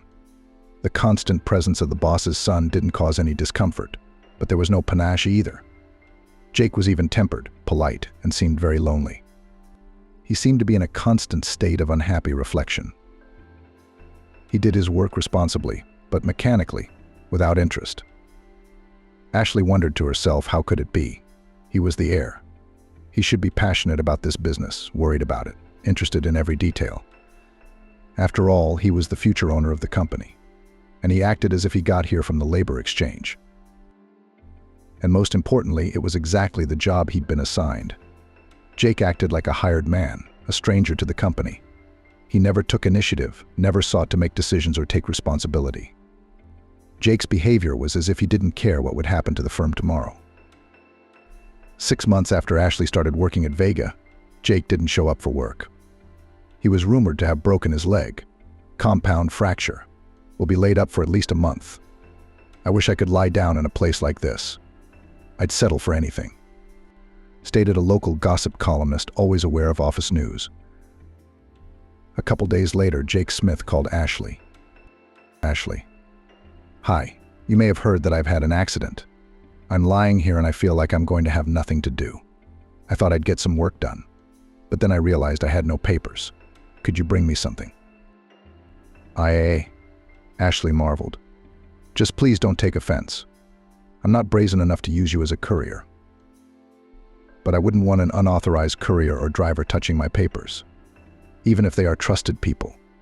You see, it's confidential information after all. I can be trusted. What if I'm just waiting for an opportunity to peek at your papers, she said jokingly. You're the one I trust, he said firmly. I can't send you the documents you need electronically. Like wasting precious time and dragging herself to an unknown place for the sake of a few papers, even very much needed by the director's son, somehow didn't make her smile. Yes, of course. But you see, there's my diary with the necessary entries. Perhaps I need it most of all, and just like that, he became sad. Okay, sorry, the hell with it. I'll make do with those papers. Suddenly, she felt ashamed. A man was lying with a fracture. He called, asked for help, and she would take him out on the bumps. She was an indispensable businesswoman, too. And then Jake could hardly mean a trip on public transportation. All right, I'll bring everything, she decided. But how am I going to get to you? I have no idea where I'm going or how I'm going to get there. Oh, don't worry about that. I'll send a car for you right away. There was such relief in his voice that she felt ashamed again, that she had almost refused him. An hour later, the car was pulling up to the Anderson mansion. But there was something to see here. It wasn't a huge, gaudy house that both amazed and destroyed the imagination. Behind the cast-iron fence was a large yet elegant white brick building with huge windows that somehow seemed to float above the emerald lawns around the house. Ashley sighed admiringly. There were gorgeous roses growing around the house and clear hydrangea bushes that looked like huge balloons. Everything around it certainly spoke of serious affluence, but there was nothing garish or pompous about it. Certainly there was nothing wrong with the Anderson family's taste. She was escorted deep into the house, up to the second floor, to a large room on a special bed with an extraction device. Lying there was Jake with a cast across his thigh. His leg was lifted up on a special scale. He was gaunt, pale, and as usual, his face, with its overgrown stubble, had a quiet expression of boredom and indifference. At the sight of Ashley entering, however, he perked up a bit and even faked a smile. Here's everything you asked for, she handed Jake a weighty package. He opened it immediately, pulled out a small, beige leather-covered day planner, and for some reason shoved it under his pillow. Ashley thought he exhaled a sigh of relief as he did so. Thank you, Jake said. You have no idea how much you've helped me, Ashley. Oh, it's nothing, she brushed it off. Just dropped off some papers. But I skipped work and got a chance to admire your marvelous roses. Its mother, Jake grinned. She's got a little twinge on those roses. Fiddles with them all day long, looking for scratches on her hands, fiddling with the roses. Your mom herself, Ashley, couldn't believe that the wife of someone as wealthy as Anderson was taking care of the flowers herself. For some reason, she thought such ladies sat in spas and hand spas around the clock, with a personal handyman around each nail responsible for that particular part of the limb. I have unusual parents from every angle, especially my mom. Jake smirked again. It seemed to Ashley that the expression on the man's face wasn't quite right for a conversation about his favorite parents. She'd gotten into something she didn't need to. She said out loud, "Well, Jake's getting better." Ashley got up from the chair she'd been sitting in all this time. "Ashley, sit with me for a moment. If you have time, please," he said suddenly. At that, Jake seemed so abandoned, so lonely and unhappy that she almost burst into tears. "He'll come to his senses." "You miserable fool," Ashley twitched herself. "He's the son of a multi-millionaire, almost the owner of a huge firm. You're standing in the middle of a huge house that you've only seen on TV, and you're going to feel sorry for him? No, Ashley, there's something wrong with your head. It's kind of a day, and everyone's gone, and I'm just lying here all alone," he smiled. "Well, Jake, is there no one to visit you?" Ashley asked jokingly to keep the conversation going. "No one," Jake sighed. "That's the trouble with all the rich kids who went to school in other countries. And in my case, on another continent. All my friends are far away, and here it's just the close ones." He suddenly grinned crookedly. "And in general, people like to be friends with heirs. And I'm just a second prince." Ashley didn't understand much of this strange muttering. Only the ironic word rich, which he used to refer to himself, hurt his ears. "But how rich are you, Jake Jonovich? You work, and you're a good man," she said. He looked at her interestedly. "You're lying." "Sure," he sighed, "but it's still nice. No one's ever called me a good person before. Look, Ashley, why don't we switch to you? It's kind of silly. I'm lying here in my pajamas, and you're yelling at me." "And let's do it," she agreed, glad that she was able to shake him up a little. "But only here, and only while you're sick." Jake started talking cheerful. They suddenly found common topics of conversation. In general, Jake Anderson, who was not immersed in his own thoughts, turned out to be a sociable, witty, and interesting conversationalist. He read a lot, was erudite, and most importantly, had time to travel the world, live in several countries. Ashley, for whom her knowledge of the world had been limited to her hometown, except for a few trips to the sea with her father when she was a child, found it all like stories about another galaxy. Jake, seeing that he was being listened to with unprecedented interest, even delight, had gotten into the mood and was relentlessly telling tales of his student life abroad, cleverly weaving in the names of places of interest. They did not notice that it was beginning to get dark outside the large window overlooking the garden. "Oh, how am I going to get home?" Ashley realized. "Don't worry, they'll take you home," Jake promised and called the driver. "Well, thank you. It was interesting," she said sincerely. "Thank you. Thank you. Maybe now I won't be surprised. At least not until tomorrow." "Listen," he exclaimed, as if he had suddenly had an idea. "Come again." Just like that, without any paperwork, out of simple human compassion. "I don't think that's a good idea," Ashley glared at him insistently. "It's uncomfortable. I wouldn't want anyone in the company to know anything." "I swear to you," he returned his usual frown. "I don't want any gossip myself. I don't really care what anyone thinks of me. But I'd like to keep you out of it." "Well, I'll try to visit you again. I promise," she said. Ashley reached out and took Jake's hand in hers and felt it shake firmly. "Will I wait?" she heard in the back of her mind. She had very strange impressions of this trip.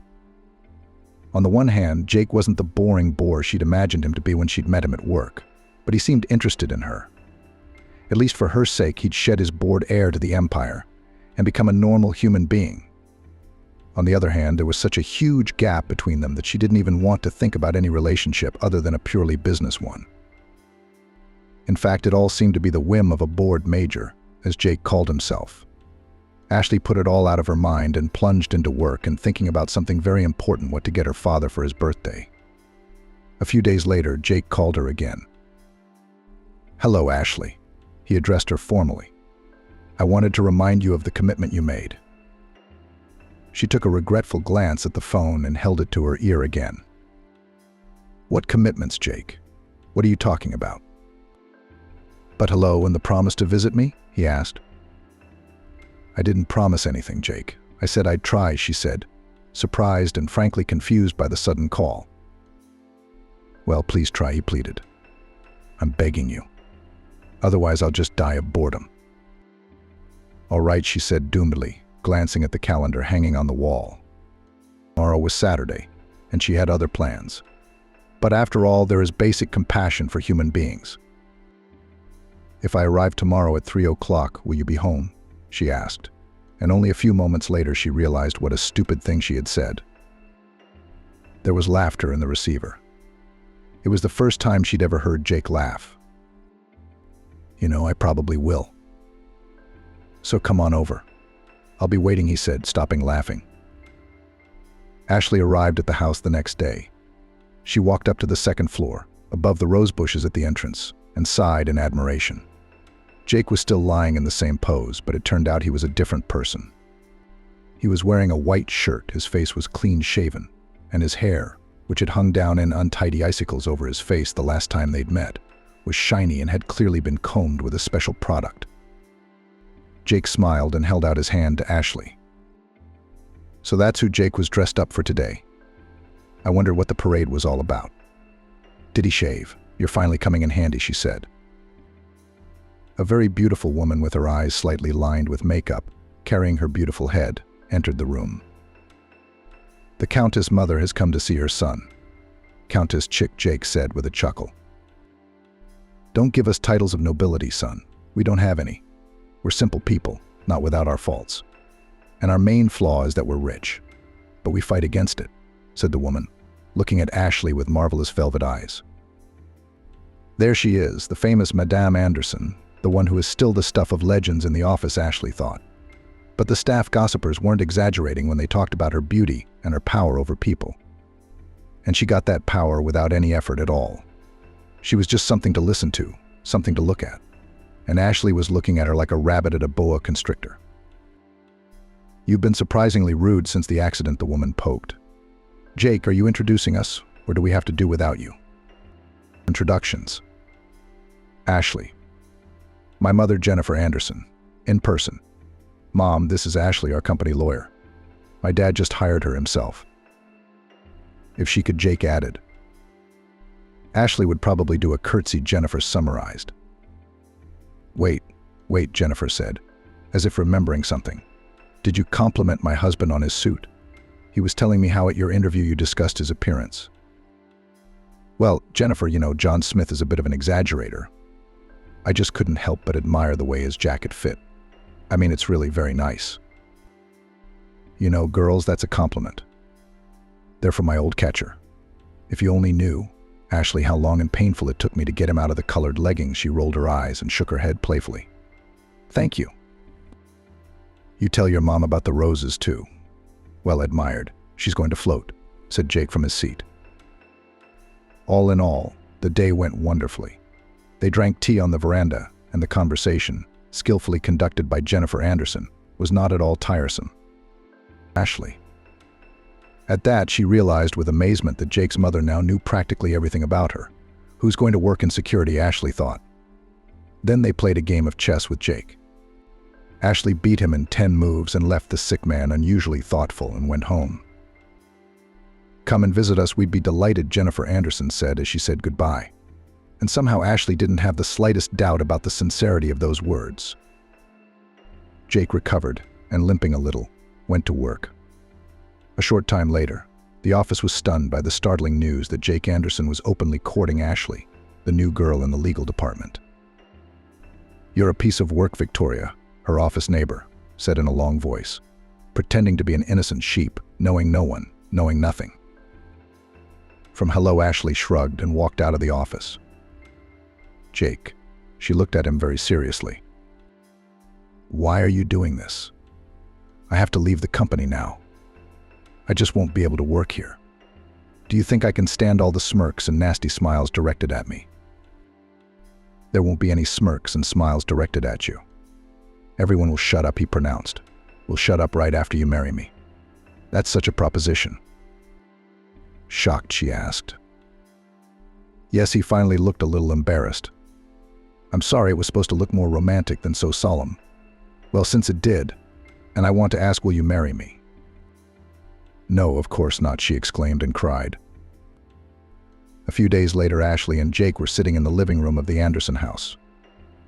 Across from them sat Jennifer Anderson. Next to her, excitedly placed John Smith. Ashley, I apologize for the form in which the proposal was made to you, Jennifer spoke. Believe me, it's from excitement. But it's not the form that matters, it's the content. I'm asking you, or rather she looked back at her husband, we're asking you to accept Jake's proposal. What? Ashley stared at the woman. But I was sure. I thought that I would be against you, Jennifer Anderson finished her thought. And why, in fact, should I be against you? Because you don't belong to the so-called golden youth. Well, I never belonged to it either.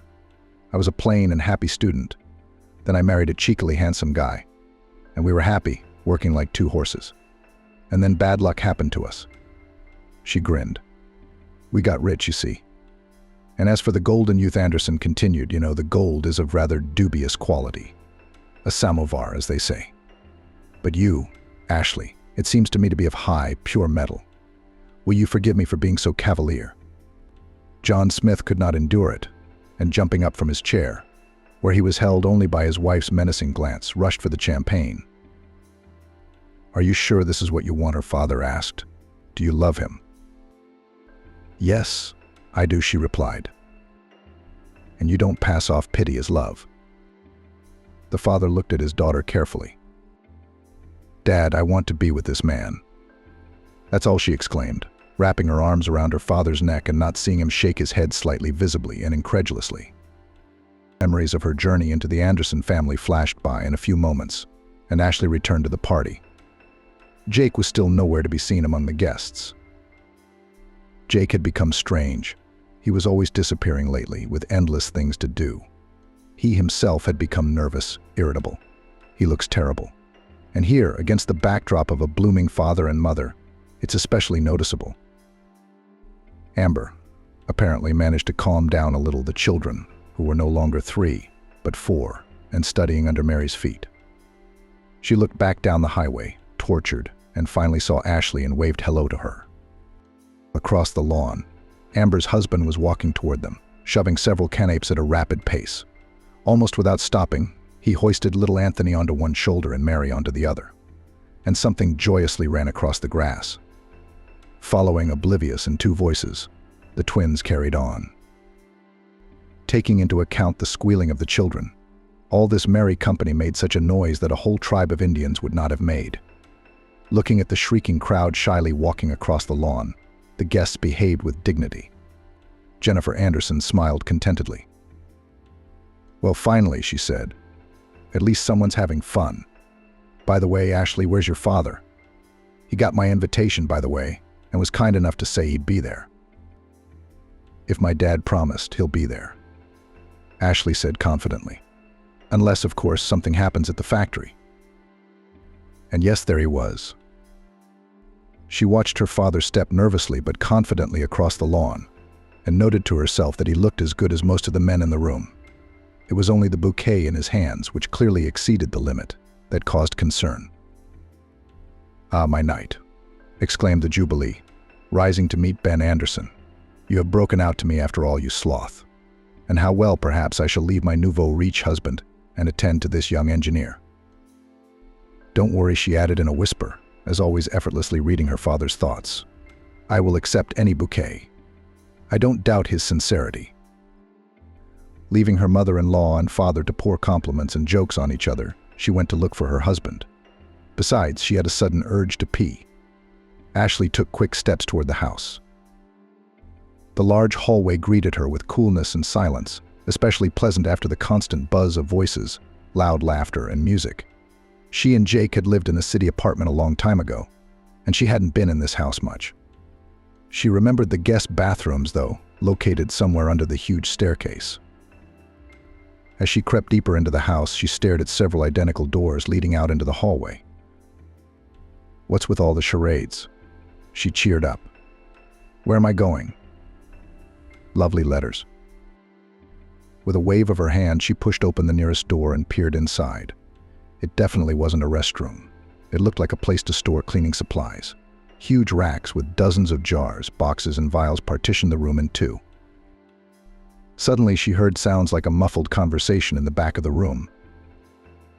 It's embarrassing, she thought, and then she wanted to close the door quietly behind her. Suddenly, her hearing was cut by an unusual sounding but familiar word, transaero. This strange word was the name of the company, which for many years was the main competitor of the company Vega. But lately it had become strangely quiet, slowed down, as if it was going to leave the transportation market. Oh yeah, keep your pocket wide open. Anderson SR grinned. They're up to no good. Both nodded. To hell with it. The main thing is to win the tender for transportation of steel structures for the new plant. And then I can go on a well-deserved vacation. I don't like this lull, and right before the tender bidding. It's like an ambush. Who would discuss business that involves a competitor in a whisper in the back room of an empty house? Ashley's palms grew cold and clammy with sweat. She cautiously approached, completely hidden by the shelving, and the human voices immediately became clearer and louder. Though they spoke in an obvious effort to muffle the sounds, she strained her hearing and began to distinguish words and phrases. Transaero is in huge debt. And these are the tenders your father is targeting. My only hope is to get you off my back, so I need information. The man's voice minted the words despite being forced to whisper. But I've already given you everything you asked for. Our entire client base, the answering voice sounded pathetic, humiliated, begging, and somehow sounded very familiar to Ashley. I don't need the names of companies or phone numbers from our client base. Don't take me for a fool. I can get those numbers from the phone book. His voice sounded irritated and angry. I need the information we talked about last time. Terms of transportation, the nature of the shipments, actual rates, information about your special discounts, and not just what's in the contracts. Ashley felt as if her heart had stopped, and then it thudded and beat fast and fast so hard that she was frightened. She thought that rumble was about to be heard. The voice belonged to Jake Anderson. There was no doubt about that. And as if on purpose for her, she heard it. You know, Mr. Anderson, it's your trouble to have to hide out here among the rags.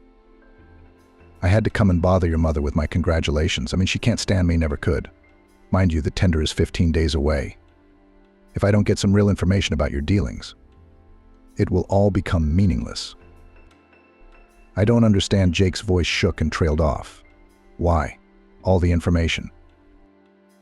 And you must really be a dumbass, as they say. His interlocutor grinned. I must deal with your father and his offspring once and for all. Aren't you tired of picking up the crumbs after him? I want it all. If I put information about your dealings out in the open, your father won't get another businessman in this world to lay a hand on him. Don't you understand that? But look, you've completely destroyed us. Jake sounded like he was about to cry. Look, I can't, you know.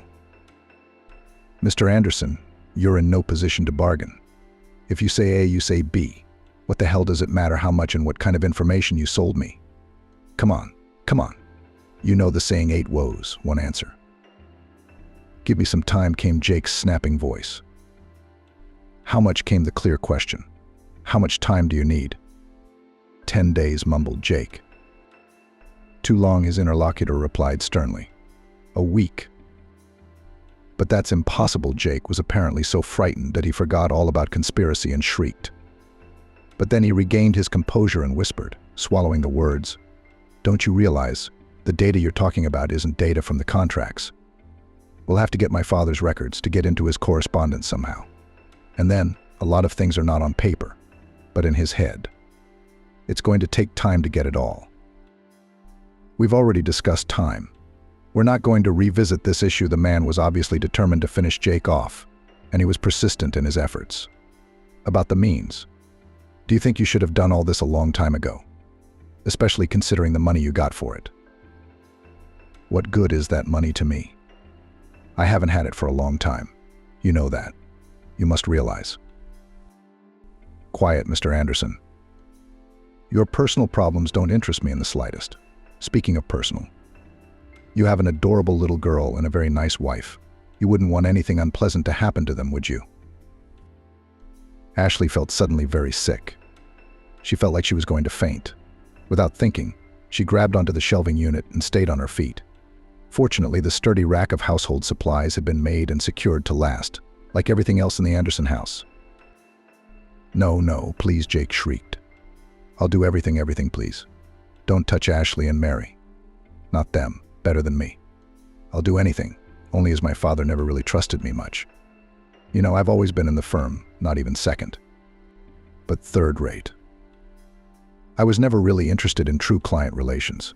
How I explain my sudden interest to my father is no longer my problem. Mr. Anderson, do you think he'll believe it? Well, I don't know. To portray a dramatic mental break, a redefinition of self, family values. I don't know.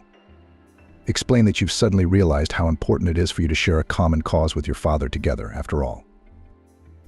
Look, I'm sick of you guys. Maybe I should just walk up to your parent myself and honestly say, you know, John, let's do this. I need some information here, you give it to me. Ashley never told anybody anything about your son, Jake. What could he possibly have done? Shut up. There's a new note in Jake's voice all of a sudden. No, it wasn't strong-willed. It was more like the desperation of a hunted animal. Shut up. Do you hear me? Get out of here. Get out of here. He rudely kicked the guest out of the house. But that's all right. I'm not touchy. I expect a call from you tomorrow, as usual, with a report. And give my best wishes to your charming mother. I'll allow myself to leave in English without saying goodbye. Jennifer, run-of-the-mill hearts. Ashley squeezed herself into the dark corner the wall formed and held her breath. She was able to get a good look at the man who walked by, and a hunch turned into a certainty. It was the owner of the Transero company. He walked out of the back room, carefully covering the door behind him. Ashley got up from the cards, took a few deep breaths, and moved deeper into the room. Jake was sitting against the wall in exactly the same position Ashley herself had just struggled to get out of. He was squatting on his knees, hugging himself tightly to his knees. His face was the color of a sheet of gray paper. Drops of sweat covered his forehead and temples. He raised his eyes and looked at his wife. Jake, I heard everything Ashley said. He didn't even seem surprised by what she'd said. Or maybe he was too tired to show any more emotion. Ashley walked over to her husband and sat down next to him on the floor. They were silent for a long time, as if each was afraid to be the first to break the silence. Why? She finally asked. Why? Jake asked in a whisper. Suddenly he burst into tears. He jumped up, standing in front of her with a shaking chin and clenched hands. He was scary, and Jake started to scream. Why? Because I hate you all, my mother, my father, my sisters, my brother, you. I hate you all. Nobody ever gave a damn about me. No one ever did. My parents even had replacements for me. What was Anthony for? Why did I have to be the laughingstock of everyone? I wish I was dead. It was real, full-blown hysteria. Ashley didn't know what to do in such situations, how to help a person. Suddenly, she did something purely intuitive. She straightened up and slapped Jake with a swift, hard slap that sounded like a shot of shock in the small space. Or from the sound, or all together. Jake suddenly fell silent and shrank back. Yeah, I guess you'd rather be dead, Jake, than betray your family. Tell me everything, Jake, and together we'll figure out how we can save ourselves. We? He asked in a whisper. We, she said firmly. He'd started gambling a couple years ago, convincing himself that his father would never let him near the family business, and that everything would be handed over to Anthony when he grew up. Jake began looking for a way to get rich and rub his father's nose in it. Soon the game became an addiction. He turned out to be a sick man.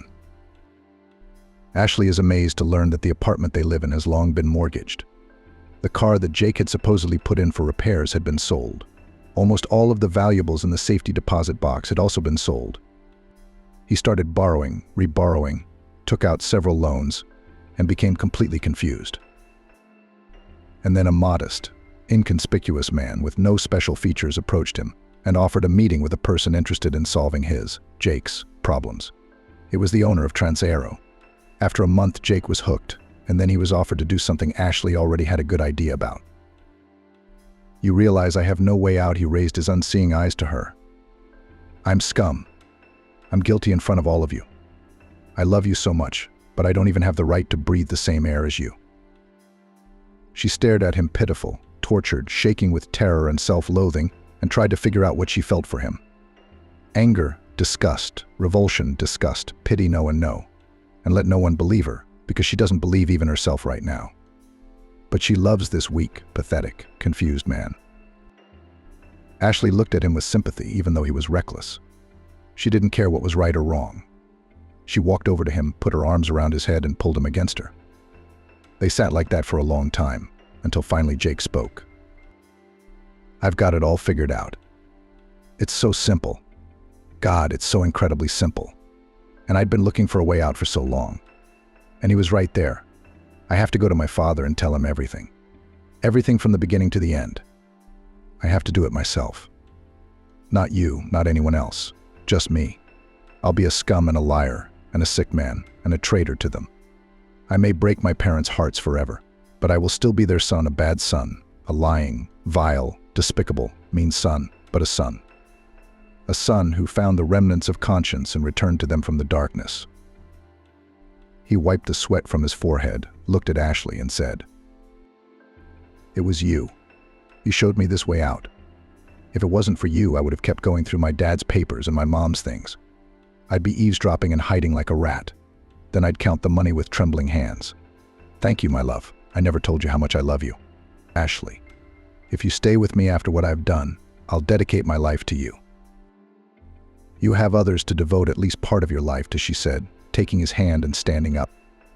"Let's go. We have a long journey ahead of us."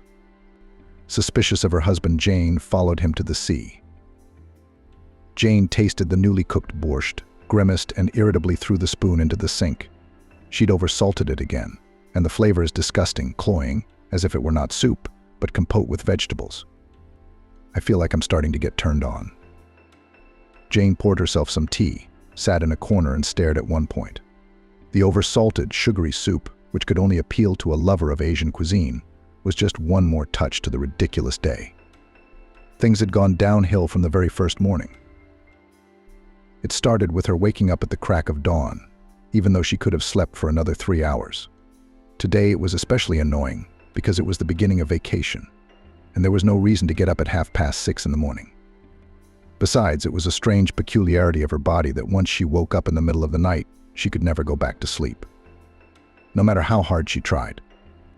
So she spent the rest of the night lying motionless on her side of the bed, afraid of waking Jason, watching the beams of light from the car headlights moving across the ceiling with her eyes. After struggling until dawn, Jane crawled out of bed, in a state far from morning vigor, of course. She scattered a jar of cream in the bathroom, broke a fingernail, and as a crowning achievement, burned an ugly hole in her still quite decent blouse. At the sight of the wrinkled fabric, Jane honestly tried to answer herself why had she taken to ironing a blouse that was completely unnecessary now. There was no answer. Spoiled, of course, of the few things that really suited her. Having tried to negotiate with the universe by cooking borscht, which her husband Jason always called a masterpiece of cooking, and having received instead of a noble taste some brackish concoction, Jane finally realized that today was definitely not her day. There were a frightening number of days like this in her life when things didn't work out. It was time to get to the bottom of this.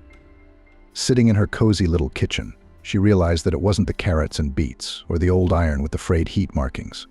It was about her condition and mood, which were far from normal. Her thoughts habitually returned to her husband Jason. If one believes that a man plays every time he is remembered, Jason must do so continuously. For days now, she hasn't thought about anything but him and her place in his life. If, of course, she still had any place in it. Jane had strong doubts about the latter, unsupported by facts. But somehow it seemed that the facts would not be long in coming. Jane sipped her tea and shook her head. What was there to beat around the bush? At least she could tell herself the truth: Jason was cheating on her. That was for sure. To be sure, she'd just have to stop sitting in her old robe on the couch, feeling sorry for herself and marveling at his meanness. Why wouldn't you be amazed? They'd been together for 10 years. It always seemed to her that their relationship was sincere and really strong. In any case, she loved her husband, worried about him, tried to be a good wife. What was worth her feat of cooking alone? She spent years desperately injuring her fingers, once nearly lost her little finger trying to carve a chicken. She cursed the stupid human habit of eating every day, and several times. And she stocked up on food, periodically clogging the kitchen drain. It wasn't easy for her, but she succeeded. She had gone from being an inept potato masher who crumbled potatoes rather than peeled them to a master of soups and roasts in 8 years. Well, maybe not quite a master, if you're realistic. But she learned, she could, she achieved, she suffered. And then one day I heard from Jason. "Jane, this is a masterpiece. Borscht. It's just like my mom's. It's even better." Because they had so many things in those almost 10 years, the good and the not so good, the sad and the funny. They really were truly together in both the joyful moments and the hard ones.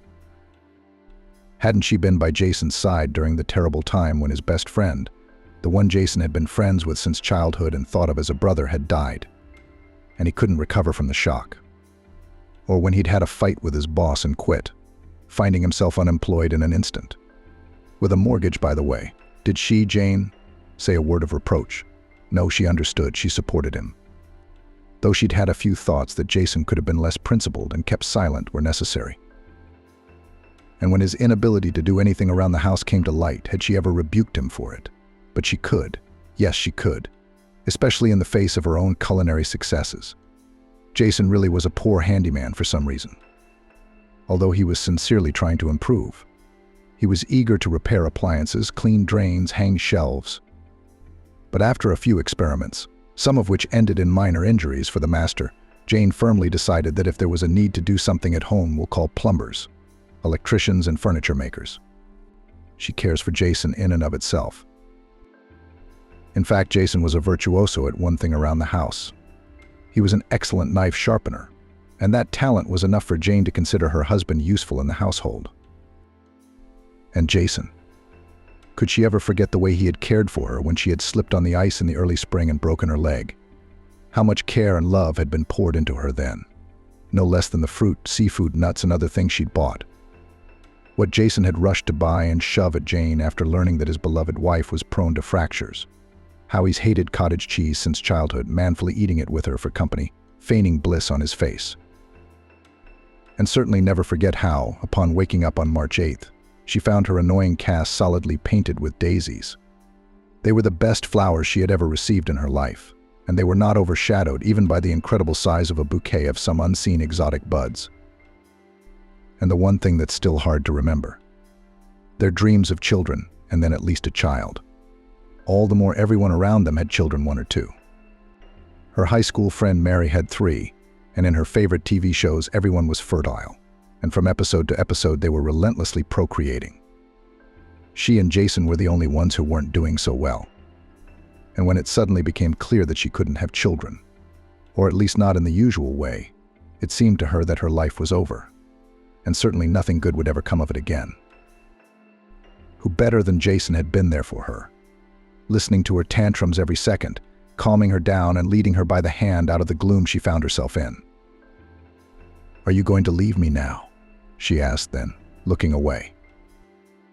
"Why should I?" he wondered. "Or have you found a good reason to get rid of me?" "Look, stop it. I'm serious. Why would you tie yourself to a barren woman like me?" She grinned bitterly. "I don't know. I need to think." Jason looked at her seriously. "I need to make a list of your faults and your virtues and see which is greater, and then decide." "Oh, well, it's already done." He pulled a piece of paper out of his pocket and stared at it carefully. "Well, it's a lot of faults for one man. But you know, there's one thing that outweighs them all. I love you, kid." "Well, there's a lot of other ways to do it. We'll get ready and try. At the very least, adopt." How she loved him in that moment.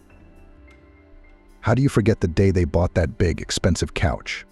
And only after it was unloaded near the house, suddenly realized that this monster, a masterpiece of furniture craftsmanship, categorically, under no conditions and ways does not enter the doors of their driveway. To return the sofa to the store, Jason categorically refused, stating that it was a matter of honor.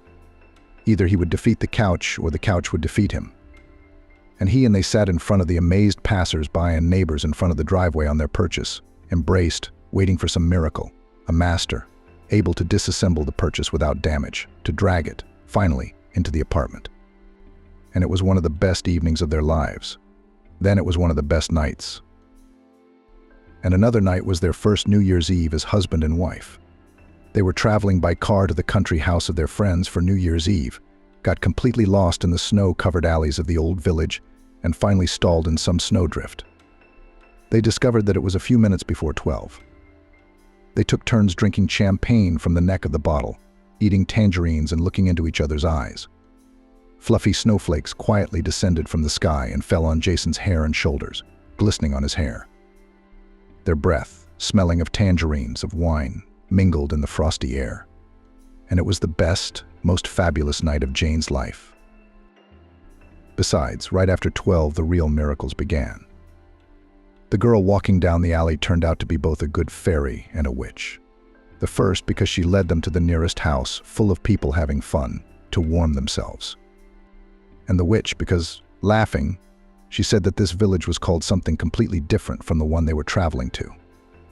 Soon came a slightly tipsy good wizard, who said that their car had almost turned into a pumpkin, at least as much use as they could get out of it for now. Then a whole series of transformations began, which resulted in Jane and Jason, wrapped in streamers and ribbons, being taken home in a semi-fainting state in the morning. Jason claimed that they had been taken in a sleigh pulled by a reindeer team. Jane, suffering from a terrible hangover, looked into Jason's cloudy eyes and believed even in reindeer. How many other moments could she remember that were so far away, almost forgotten, but as it turned out, carefully preserved by memory? And for the record, if anything, Jason wasn't the easiest and most unproblematic of husbands. He's got a way about him that if he were Jane, she'd have sent him away a long time ago. Take his passion for fishing and hunting. It would seem, how could a modern, quite prosperous and well-to-do man have such a passion for primitive activities? What kind of passion? To periodically break off and go to some wilderness, to sit for days in mud and water, to earn a cold, or to hook, if you are particularly lucky, a fish in one place. By the way, Jason's been lucky a couple times. And how much money is spent on these fun on spinning rods and other accessories. She'd seen for herself that it all cost Jason a lot of money when she decided to give him a real hunting bag with a nice name for his birthday. She even demanded the store to show her the best thing with the words, but only "let's not Chinese," that it should be made of genuine leather and branded. She, as they call it, played the game. When she looked at the price tag, she shuddered in surprise and, feeling the back of the mocking looks of the seller, proudly went to the cash register. Buying the game bag hadn't just consumed the entire amount she'd planned for the gift. It had wiped out her budget. Jane had been saving money for shoes. That problem was quickly solved when Jason simply bought her those shoes. The cost of the hunting equipment shocked her for a long time. But the worst part for her began if the hunt or fishing trip was successful and Jason came home with the spoils. In the hallway, scary, dirty, and unbearably smelly bags lay on the floor. The washing machine was humming, trying to deal with incredibly dirty clothes with traces of cash on them.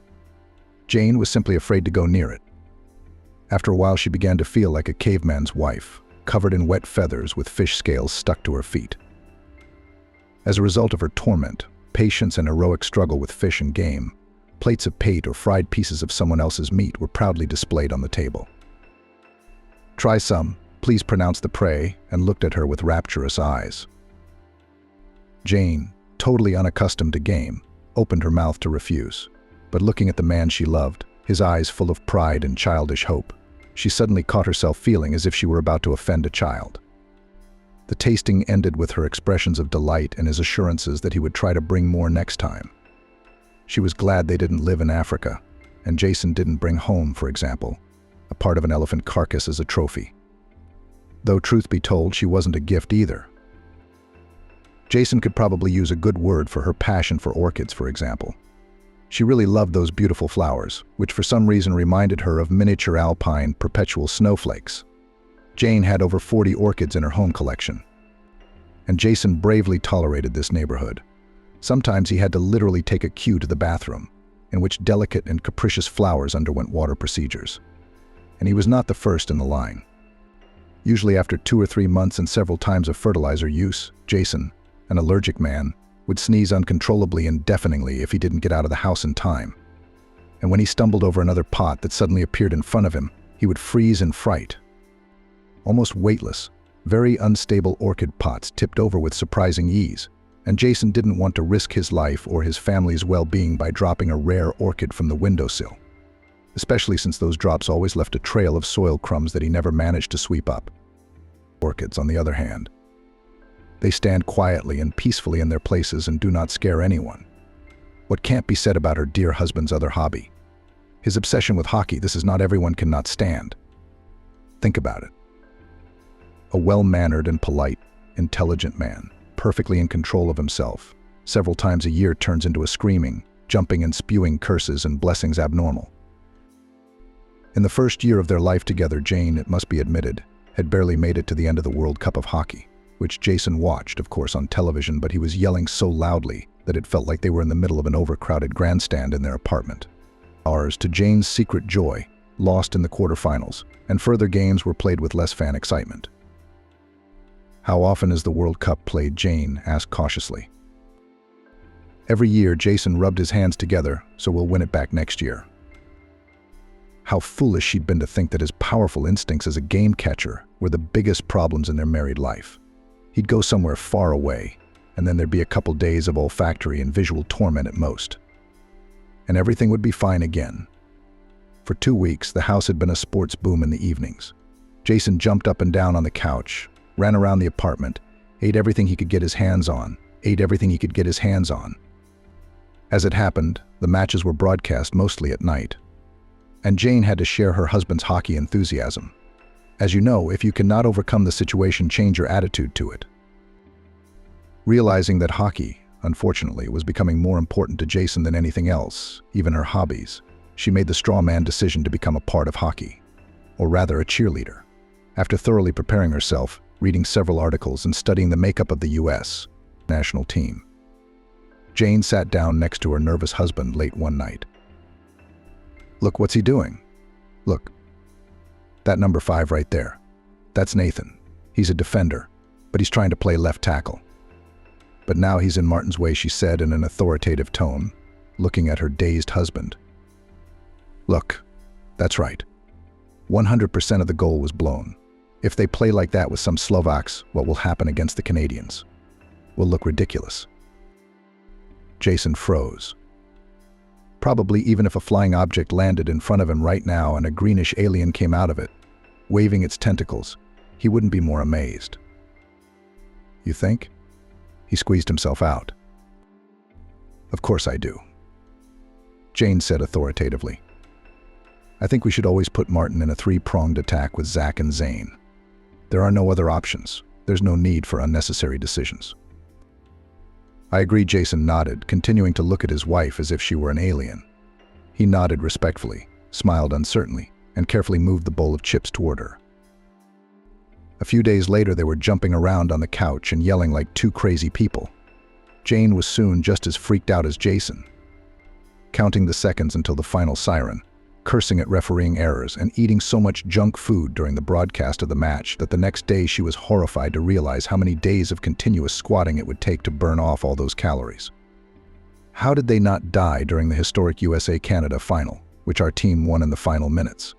We're left to wonder. The truth is, that night the entire vast country's heart first stopped, and then started beating at breakneck speed, spreading joy from the western to the eastern border. Basically, by finding herself drawn into the hockey madness against her will, Jane was able to get her revenge.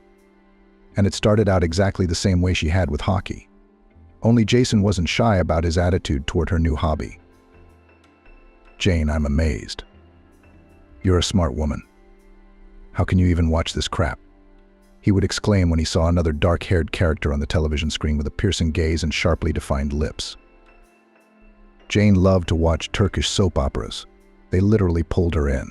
She loved everything in the marvelous landscapes, the glitter of the sea and bottomlessness of the southern sky, ancient city streets, luxury and beauty in everything. Even when they showed people who were supposedly poor in the story. Stunning, handsome actors, combining the beauty of Oriental princes and European sophistication, and most importantly, raging on the screen and literally spilling out of the TV passion and feelings of the heroes. So what? Jane answered very reasonably. Offended by their idols. It's not bullshit. It's... She spread her arms, trying to show the immensity of the phenomenon. This is life. Yes, Jason asked snidely, sitting up next to her and staring at the screen. Life? Well, let's see. For example, who is this? That's the main character. She's a poor girl, and her mother forces her to marry a rich man she doesn't love. She loves a poor man like herself. They've been friends since they were kids. Well, so she sits at home alone and pines Jane rushed to bring Jason up to speed in a passionate and naive way. She's sitting at home? Well, of course, in a 3-story villa with a swimming pool. You know, I wouldn't mind winning like that either. What's that around her neck? Jane. If you sold that boulder, you could live off it for the rest of your life. No husband necessary. Neither poor nor rich. Jason laughed. Oh, I can't, Jane. I can't, Jane. I mean, really, what's the point of watching this? You can stand and study. The poor thing is sitting at home, worrying, with heels higher than the Eiffel Tower on her feet. That's what I'm talking about. That's right. Now the poor childhood friend is coming over in a Ferrari. I gotta be ready for a dramatic scene. Or she'll run off, change clothes, and before he arrives, the fool will mutter from his entourage to himself and stare stubbornly at the TV. And yet Jason, regularly becoming an unwitting witness to yet another Turkish drama set against the backdrop of one of Turkey's seas, slowly became imbued with that world. One day Jane invited home 2 female friends she'd been friends with since high school. They were sitting in the kitchen, eating cake and talking about everything in the world. Of course, we couldn't help but talk about their favorite TV shows. Oh, girls, sang one of them, dreamily turning her eyes. I hear, while at home with the flu was sitting at home, watched Love Not Finished. Very interesting. They're my favorite Borak, still so cool and with a beard. It's just marvelous. How does it suit him? Is that Masha? Jason's voice came into the kitchen. Lady, I'll have another bottle of wine. What kind of Borak is it? It's Borak, of course, but he's an actor, not himself. And Dinas is your school, Ravenki, and he's in all sorts of nonsense for snotty girls, but he's a very decent actor. And his movies are solid. The Magnificent Century, Osman. And then there's this one. What's his name, Jane? Well, where's your favorite plot? Rich Niche and Poor Chemo. What's that stupid title in our favorite style? Oh, Black Love. By the way, I never realized why it was black and not blue or green. The women in the kitchen sighed in agreement and admiration.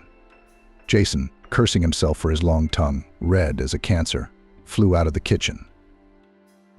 That's how they lived.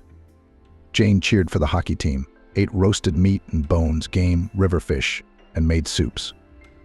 Jason fought with household chores and glanced obliquely at the Turkish passions on the screen, dodging the new orchids that suddenly appeared in front of him, devouring with pleasure, including the hated cottage cheese. They did all this, of course, for each other's sake, but with pleasure. Jane, staring at a photograph hanging on the wall in a frame. The picture was taken when neither Jane nor Jason saw that they were being photographed. Jason had both arms around her and was kissing her neck. She, turning half-turned toward the camera, was laughing. It was one of the best images of them together. Jane herself stared at the photo for a long time, trying to understand where this feeling of tenderness and togetherness came from. Yes, of course, it was immediately obvious that these two were happy, that they were very well with each other. Facial expressions, eyes, smiles, and poses spoke about it. And yet it wasn't just that. There was something else. It was only after a while that Jane realized it was Jason's hands. They were the ones creating this mood, holding her by the shoulders as if they needed nothing else in this universe. If a face could lie, hands couldn't. And now he's lying and not even particularly hiding his lies. And everything in their lives is going down the drain. Jane's gaze shifted from the photograph to a small sheet of paper. This sheet, folded several times, had fallen out of his pocket yesterday. He hadn't even noticed it in the semi-darkness of the hallway. Jason's hand had written the dates and names on the paper. He didn't have to be a very good analyst to realize that it was something like a schedule for the next few days. Here, for example, tomorrow, Tuesday, there was some PZ scheduled. Apparently it's a gym. Thursday is BAS well. That's understandable, the pool. What about it? It'll be a whole week without us showing off our perfect torsos. Friday is art gallery show. Oh, it's not even abbreviated. Must be a very important event.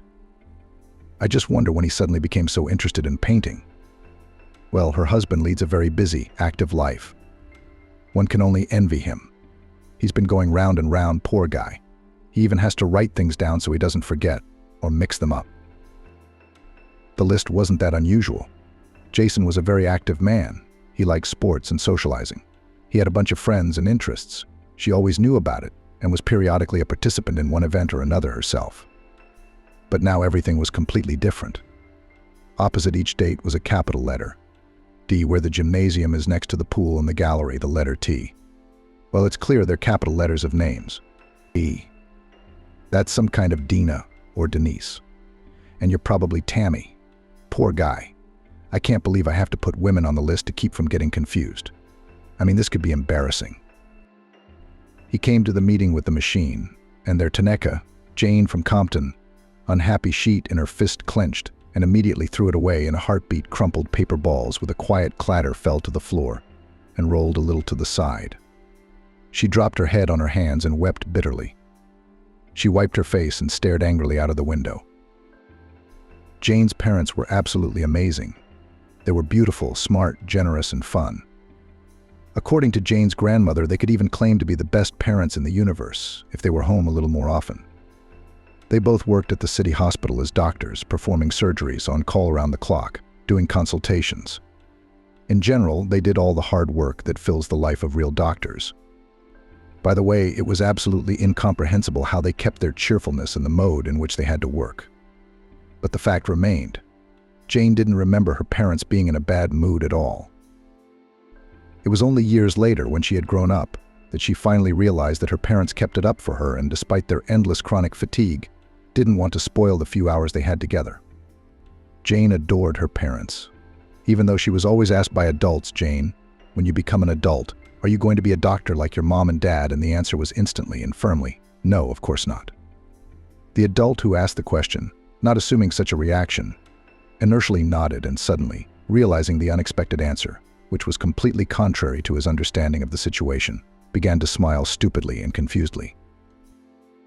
Why some adults ventured to continue the conversation after the disconcerting answer of the daughter of the two doctors. "Because I want to see my children more than twice a week," Jane cut off, finally discouraging those wishing to continue the topic from having a deficit of communication with their parents. In everything else, Jane knew no rejection, including opportunities to find herself. She'd tried everything she could think of. In her record, there were such classes as traditional for any girl: dancing, drawing, swimming, music school, and quite unexpected classes origami and wushu. But creative, sports activities did not interest her much.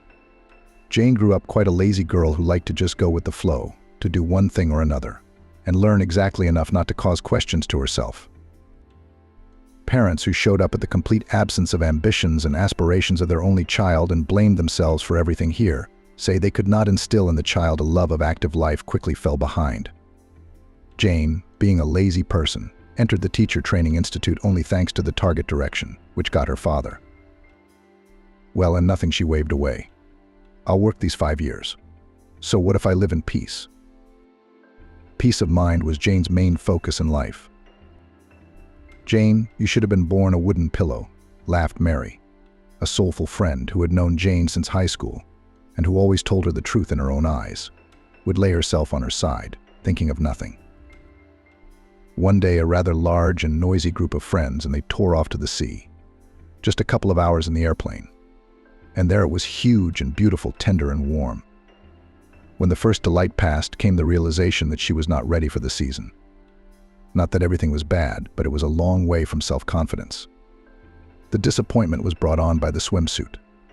The fabric on her thighs cut into her skin far more than she would have liked. Jane, instead of looking favorable in the swimsuit, somehow ended up with smaller breasts than she had hoped for. So she decided she didn't need a tan. Besides, it was unhealthy, and she could easily do without bathing. For the rest of her vacation, she walked around with a light shawl elegantly tied around her hips and her stomach pulled in as much as possible. That evening, Jane refused to go to the restaurant with the company. For some reason, she wanted to be alone, to wander along the almost empty and unusually quiet seashore after 9 o'clock. Besides, she secretly admitted to herself that she must look extremely attractive and romantic from the outside, a lonely beauty in a wide-brimmed hat on the seashore. She slowly walked along the edge, where the sand, barely hidden by the escaping wave, was wet and pleasantly cold to her feet. She held her hat with her hand, just in case. Of course, the accessory was chic, but frankly very impractical. The slightest breeze blew up the brim, and the hat would fly away. Jane had chased a fugitive down the beach a few times before, blushing and forgetting to keep her stomach taut, probably looking disgusting. Now everything was wonderful. The light sea breeze was ruffling the thin brim of her hat, making it look mysterious. Jane gazed languidly into the distance, where the setting sun was sinking into the sea, a perfect picture. The last rays of the evening were flooding her skin, and she seemed very tanned. To make it even more perfect, she waded mid-thigh into the water. Suddenly it all disappeared. A tanned hand flashed before her eyes, and Jane collapsed into the water. Fireworks erupted in her head. Seawater rushed into her ears and mouth. Not realizing what was happening, stunned, confused, she wanted to scream, but instead she just gulped water. Jane might have become the first vacationer in history to drown in shallow water, but thankfully that didn't happen. The next second she felt strong arms beneath her, tearing her upward toward the air. She clutched convulsively at one of those saving hands and suddenly heard a soft, full of pleading voice. "Girl, dear, please let go. You've driven your nails into my hand. It hurts a lot. Let go. Honestly, I'll throw you back now." With a frightened jerk of her hands, she looked at the man who had spoken. And things got even worse than they had been. No, of course, he was not up to the role in her favorite Turkish TV series. But he was still handsome. It was silly to deny it, and she didn't want to. If she was to be rescued from the abyss of the sea, it would be by such a handsome man. He had the right features, blonde hair that was probably just burned out, gray eyes that squinted a little, and very tanned skin, on which the white teeth of his smile stood out clearly. His shoulders were broad and he moved smoothly, with a sense of power. All in all, damn near perfect. She herself, on the other hand, was probably terribly wet right now, her hair sticking to her head and face in bunches.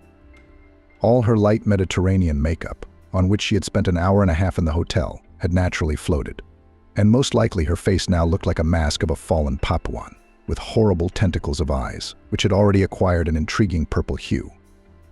In short, the image of the romantic beauty was ready. The damned handsome man continued to carry her silently in his arms, apparently without even bothering. It was very pleasant, but it was time to know the honor. Especially wanted to know the final destination of their unexpected run. "Excuse me, where are you going?" "Anyway, what's going on?" she finally decided.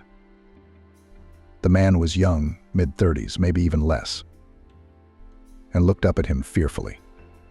Tired after all, noticing the droplets of sweat on his forehead. Yes, and the Savior's breathing became less even and could be heard quite clearly now. "Where to?" "To the infirmary, of course. There's a piece of bottle sticking out of your leg," the man said. Jane swept the tangled, sand-stained strands away from her face as gracefully as possible. She looked at her foot, which had been pulled up by her own scarf, and almost fainted. There was indeed a large piece of thick bottle glass sticking out of her foot. Apparently it was lodged in her foot and would not come out on its own. "So? You don't feel anything at all?" he wondered. "No, it's probably shock," said the daughter of the medics confidently, and finally really lost consciousness. She woke up on the couch, and alas, instead of the face of the beach handsome over her bent funny red head with a thick beard. "Well, are you awake?" asked the head. "I wanted to do CPR." He grinned merrily. "What's wrong with me? And where am I?" Jane asked pointless questions. "You're in the hospital," the man explained patiently. "You have a foot injury. so I'm afraid your active vacation is over. You don't have your phone with you, do you? Well, I thought so. It's all right. Your knight will be back to help you. My what? She asked fearfully. Knight.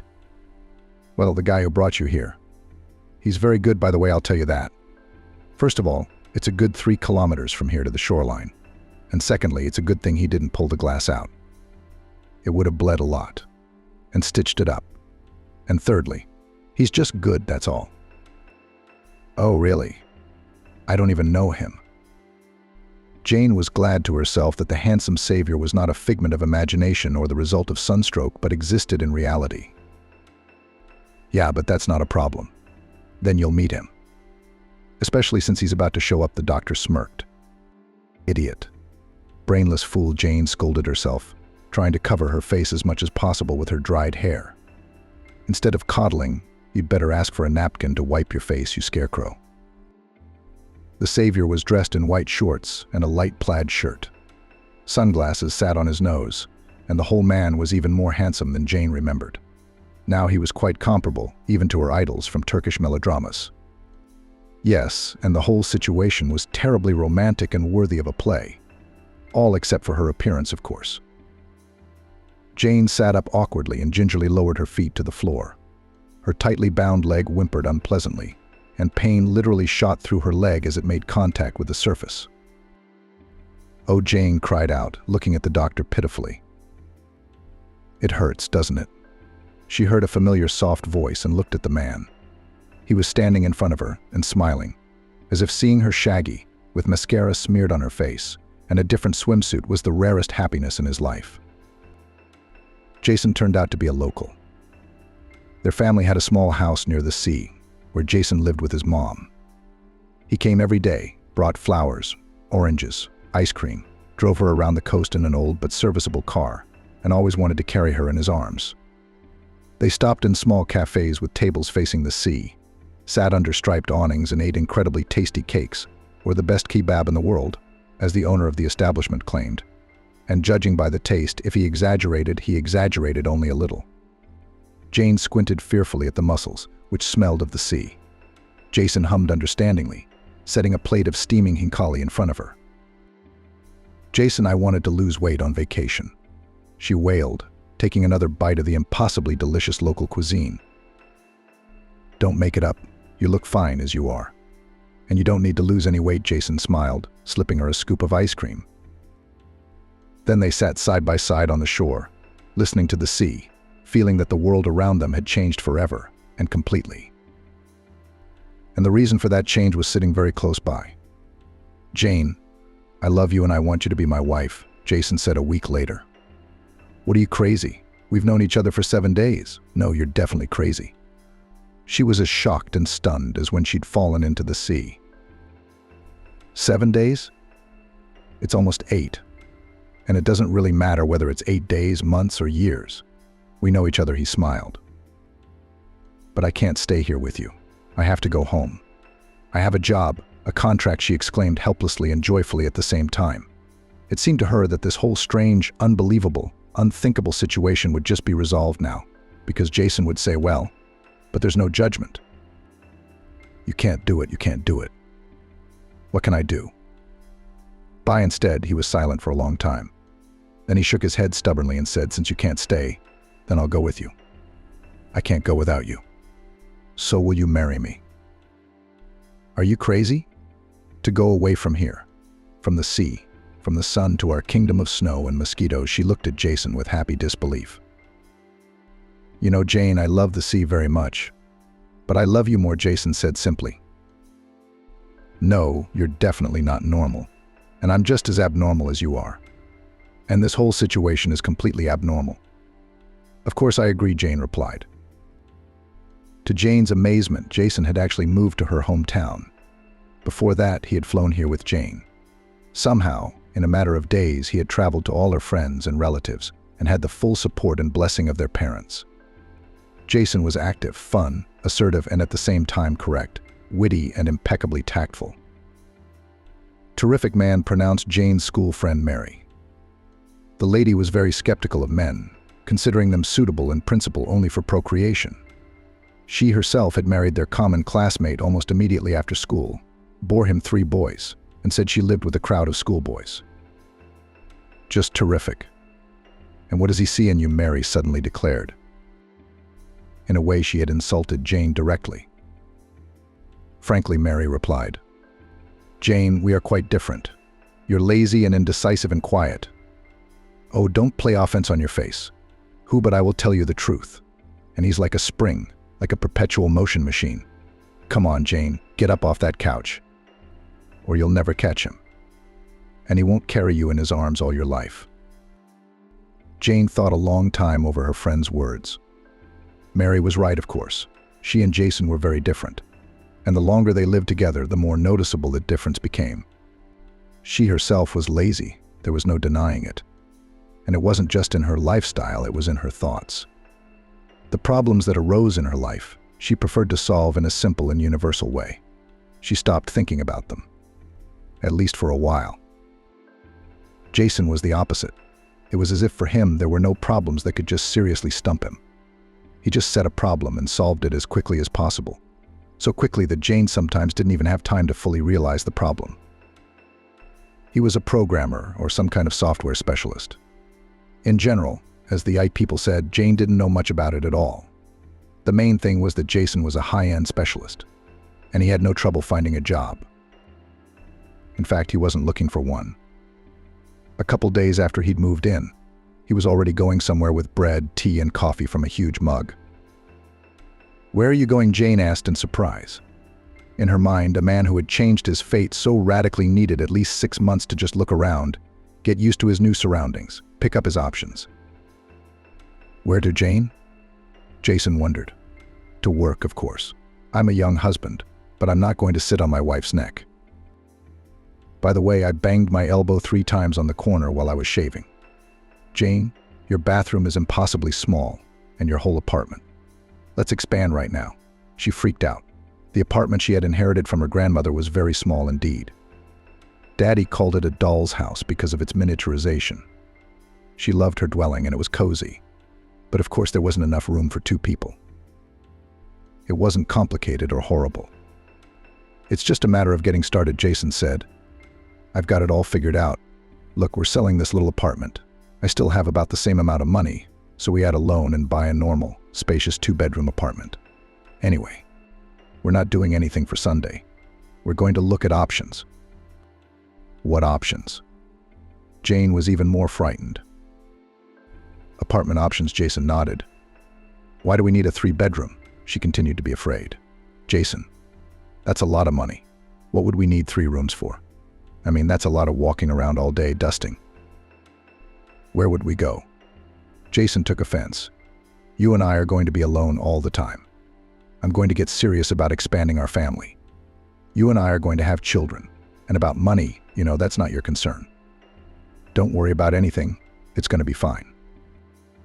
He did everything so quickly, decisively, no matter what the issue was: getting married and moving to another city, buying an apartment, getting a loan or a job. Jane, of course, couldn't think with the same speed, let alone do. Selling her old apartment and buying a new one was like traveling to another planet. But Jason had taken the job without delay and in earnest. A month later, they moved into a large, bright apartment with a huge loggia. Jane's first thought was, how many windows are there? What about all of us? At this point, she almost longed for her little old lady apartment with its 2 small wooden window frames, one of which had long ago become loose and jammed shut. Jane had therefore been spared the necessity of opening it and cleaning the panes inside and out, and now she was surrounded on all sides by huge glass and mirror surfaces that seemed to be screaming, "That's it, you're finished. Quickly grab a rag and wipe me down. Can't you see how dusty I am?"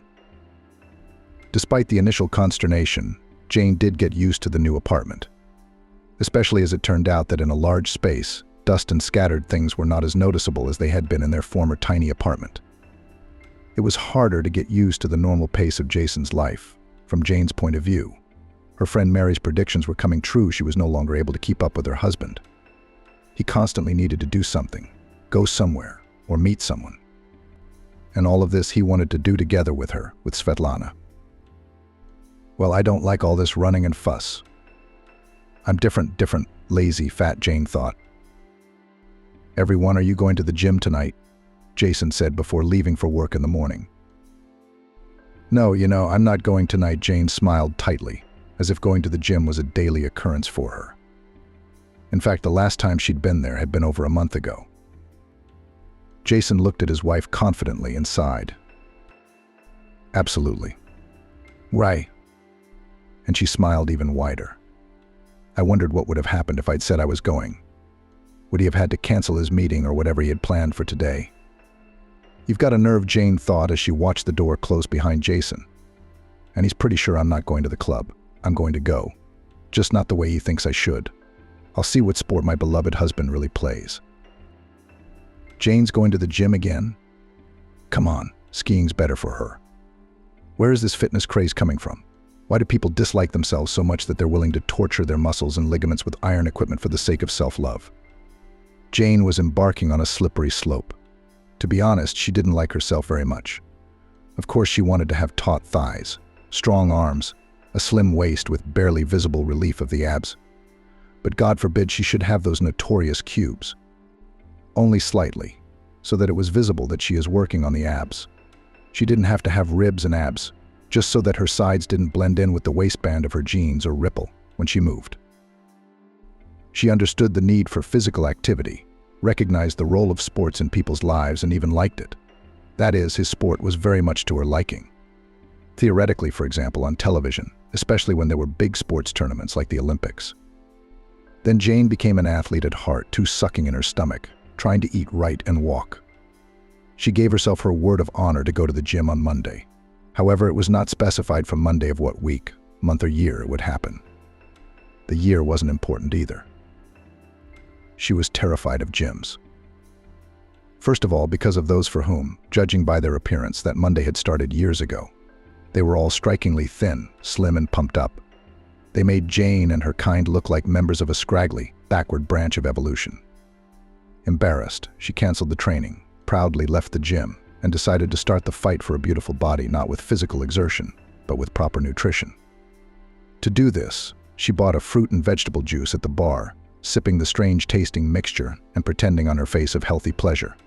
She mentally converted the cost of the drink into the amount of whole fruits and vegetables, getting an approximate weight of several kilograms. She was finally convinced that the sports club was a pure scam, and decisively left the abode of sports. Jane simply could not bring herself to do regular exercise at home alone for a number of reasons. First, it is impossible to provide a suitable microclimate for exercise in the apartment. Secondly, it is psychologically difficult to achieve the right level of motivation alone, as psychologists say. She honestly tried to start, even bought a CD with the workouts of a famous American fitness trainer with a loud and nasty voice. The trainer was obviously meant to motivate Jane. With great difficulty doing a difficult warm-up, she heard that it was only a warm-up and the workout itself would start now. After that, the budding athlete turned off the disc and lay down to rest. Her muscles were so sore that she had to eat to regain her strength. Her body demanded a double portion of calories, which nullified all her endeavors. Jason loved the gym and the pool, going there at least twice a week. He announced that Jane would be going now too. He was like a fish in water, moving and strong, as if he were made of ready-made muscles, scurrying between the machines. He managed to chat with a lot of people, drink 2 liters of water, run a lot of kilometers on the treadmill. While Jane was huffing and puffing, painfully spinning a few hundred meters on the exercise bike, her thighs hanging disgustingly off the seat. Sweat dripped down her face, turning her already not-so-beautiful hair into icicles. Next to her, some slender blonde with long legs and a shiny ponytail was pedaling vigorously. Jane imagined how she looked against the cyclist.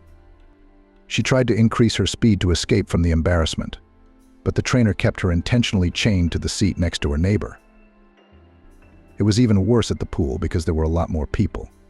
Covering herself with her palms and trying to move so that those around her could see only her smiling face, Jane hurriedly covered the distance between the locker rooms and the pool and hurried to get into the water.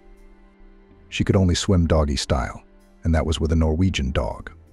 Periodically, she went under. Pushing off the edge with an independent look, Jane dragged herself a few meters forward, convulsively holding her breath, quickly paddling back to the saving edge. People who had apparently been born with fins were occasionally passing by, or else how could they explain this ease of movement in the water? Jason was a great swimmer. He swung his arms relentlessly, gliding quickly and easily through the water, not down the ladder, but diving from above. I had to hand it to him neither at the gym nor in the pool. If they came together, did he leave Jane behind? He was always hanging around, keeping her in his sights, catching her glances and smiling encouragingly. At first he tried to help her, for example, to teach her to swim, but was firmly rejected. Jane honestly tried to lift her lower body to a horizontal position on the surface of the water and stay there. But apparently her fifth point was arranged differently, because it resolutely did not want to rise and pretend to be afloat. So Jane waved goodbye and hung around near the exit, enjoying the smell of chlorine or the sight of a nimble, head to toe soaked, very handsome Jason at these moments. Of course, she'd come to the gym where she and Jason had season tickets. Only Jason used it every week. Jane had to work hard to find the plastic pass card in her mad dash, trying to blend into the landscape as much as possible. She was lucky enough to hide behind a very fat lady who didn't seem to mind her size, which was enough to take up 2 exercise bikes at once. The lady was pedaling merrily. Jason entered the gym, did his exercises, spent time on the treadmill, and disappeared into the locker room. No one ever showed up. In any case, none of the ladies in attendance seemed particularly interested in Jason. Thursday, she dragged herself to Jason's workout again, now at the pool. He didn't even call me, she thought resentfully. Well, someone would be there today. Jason was already here. He was darting from one end of the pool to the other, sprinting from the edge like a dolphin. Jane, careful to stay out of the way, occasionally peeked out of the water, seeing her husband's broad shoulders and white cap. A couple of times she thought that Jason was looking in her direction, and from fright she even dived headfirst into the water. And all that sacrifice was for nothing, because he didn't see anyone again. That doesn't mean anything, Jane thought stubbornly. After all, no normal woman likes her suitor to see her sweaty and flushed or wet. So they don't go out with him. An art gallery is a different matter. That's where you get to show your best self. Let's see what Jason's preferences are now. Jane, will you go to the gallery with me on Friday? Jason asked me out of the blue. Why would I do that? She raised her eyebrows in surprise. Of course I would. I told you Billy Shepard has an exhibition. Remember my buddy? I told you about him. We met about 15 years ago when he used to come to our house to paint seascapes. He didn't have a dime, so he lived with us. As payment, he painted my mom's portrait. Great guy. So he has a solo exhibition, no more, no less. He's invited me several times. I can't not go. What a bunch of art lovers, Jane said. How could Billy ask him to go? A very convenient excuse to sneak out of the house. Jane herself considered herself an unquestionably educated and cultured person. Yet she had been born into a family where one wall of a large room was almost entirely occupied by shelves of books. Jane really read a lot of books, watched the best films in the history of cinematography, has repeatedly been in theaters, the Metropolitan Museum of Art, and other famous galleries. In short, she was a person of culture. But she had her own culture, her own personal culture, if I may say so. She had her own way of looking at some issues, a little specific. Are you a cultural dissident, Jane? Jason laughed, getting to know the woman he loved better. A kind of cultural opposition. For example, Jane didn't like ballet, but she didn't like it. She couldn't help it. After going to a few performances, she was convinced that this dislike is strong and insurmountable. Jane, it's a unique art form. Jason exclaimed. It's not art, it's technique, and unchanging, like canned goods, cut off the theater, Jane. The same movements 10 years ago, 50 years ago, 100 years ago. The legs are disfigured, the hands are like anatomical aids, and the men are in tights. She ended with the eternal ballet question, why can't men dance in normal costumes? Why do they have to wear pantyhose and white tights? Jason laughed until he cried. And Jane told him she was never going to ballet it again. Or the opera, for that matter. What's wrong with the opera, Jason? I mean, everyone's dressed up, I guess. Doesn't it bother you when Carmen, who's 3 times the size of what's his name? Lover, you're Jose. Okay, Jane, I get it. Of all the spectacular arts, we're left with the movies. Well, that's good too, so we'll go to the movies. Jane loved movies, but one for which she didn't have to get dressed, go somewhere, stand in line, and then sit for an hour and a half, or even longer, in an uncomfortable chair with no opportunity to stretch her legs. And even better to lie down, cozily covered with a plaid. The exhibition was unexpectedly crowded. It seems that this John actually turned out to be a decent artist. Otherwise, how else to explain the numerous groups of people in front of the paintings, who looked at them with a meaningful look, nodded their heads and spoke softly to each other. Yes, he has become much stronger in composition. Certainly the color palette. Notice how well the details are worked out, and what precise control of tone. John's popularity as a painter was to Jane's advantage. At least she was able to hide between the visitors and at the same time keep in sight the broad-shouldered figure of her husband in a perfectly fitting suit. Once again, something went wrong. Women appeared around Jason all the time, and many of them were very nice. He smiled, talked, even kissed a few ladies' hands. But none of it was suspicious at all. Finally, he hugged gustily and fervently. But the object of his affection was not some pretty girl, but a short, bald-headed man with a long nose. It was the owner of the show, John, whom Jason had been friends with for years. So what if he hasn't met anyone? I leave early so I don't run into him. And he might at this very time, Jane thought stubbornly as she sat in the cab. What exactly Jason was doing at this very time, she was afraid to imagine. You shouldn't have refused to go to the exhibition, he said when he got home. It was a very nice event. John, it turned out, was already a very famous artist. That's probably why they had really good canapes at the buffet. So you've lost a lot. Although he suddenly pulled himself up, tensed and spoke in a low voice. He was suspiciously quick to unbutton his shirt. It's a good thing you didn't go, and I missed you. In general, there was no time to suspect anything for the next half an hour. But the suspicions resurfaced as soon as Jason brought up the subject of the vacation they'd been fighting about for days. Jason had been urging Jane to go to the sea, but she'd been stubborn about it. You know what, Jane, I'll go. Jason suddenly said, I haven't seen my mom in a long time, and I miss her. And besides, I'm sorry as hell about the vacation. So fly, Jane said. Of course. That's it. Why go out with or whoever, with the risk of being seen by someone they know when you can fly away for a whole week and enjoy yourself to the fullest? It all makes sense now. Everything at all. Jason did fly away, and Jane stayed behind. Jason's mom, Anne, still lived in the seaside town. Over the years, of course, Jane and Jason had visited her more than once. Jane had developed a wonderful relationship with her mother-in-law, quite different from the way the two relatives were usually pictured interacting. Anne was a mocking and agile woman who had been a music school teacher all her life. And perhaps that's why it seemed as if she was always moving to some kind of music only she could hear. Oh, I'm so glad Jason finally has a girlfriend he likes, she said after a few minutes of getting to know Jane. I was beginning to fear that I wouldn't live to see it. Why? Jane marveled. Because my son is already 28 years old, and he has never introduced me to anyone, laughed Anne. Can you imagine, Jane? Honestly, no, I can't imagine. My mother thought he was, well, he's so handsome, so strong, so clever. I mean, women must be hitting on him in droves. So they did. Jason's mom laughed again. They were. One of them never did. Jason kept saying, Mom, it's not like that. But honestly, I was starting to worry. Finally, Jane, I saw it, she said, and looked at the woman. It was hard to believe that a man like Jason had never had a serious crush, especially here in their seaside town, where the atmosphere was conducive to courtship and romance. His mother was probably just presenting him in a better light, or didn't know about her handsome son's relationships.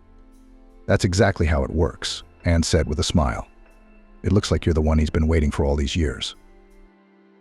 It was obvious that even if the stories about monster mothers-in-law were true, Anne wasn't one of them. She wasn't going to fight her son's choice, teach her about life, or pretend to be more than a mom to Jason. Even when it became clear that there would be no grandchildren, she found the strength to support her daughter-in-law wholeheartedly. Well, Jane, she said, I can't hide it's very sad for all of us. But we shall be hopeful. Don't give up and don't give in. She banged her fist on the table with excitement. Don't you think it would be better for Jason to break up with me? Jane asked suddenly, not losing her composure for a moment. Anne looked at her seriously. Perhaps. Only I know one thing: my son loves you very much, Jane. He's happy with you. I can see it. What you've already given him is more important to him than what you can't yet. After being suspicious all night, Jane dialed her mother-in-law's number. Anne, hello. It's me, Jane.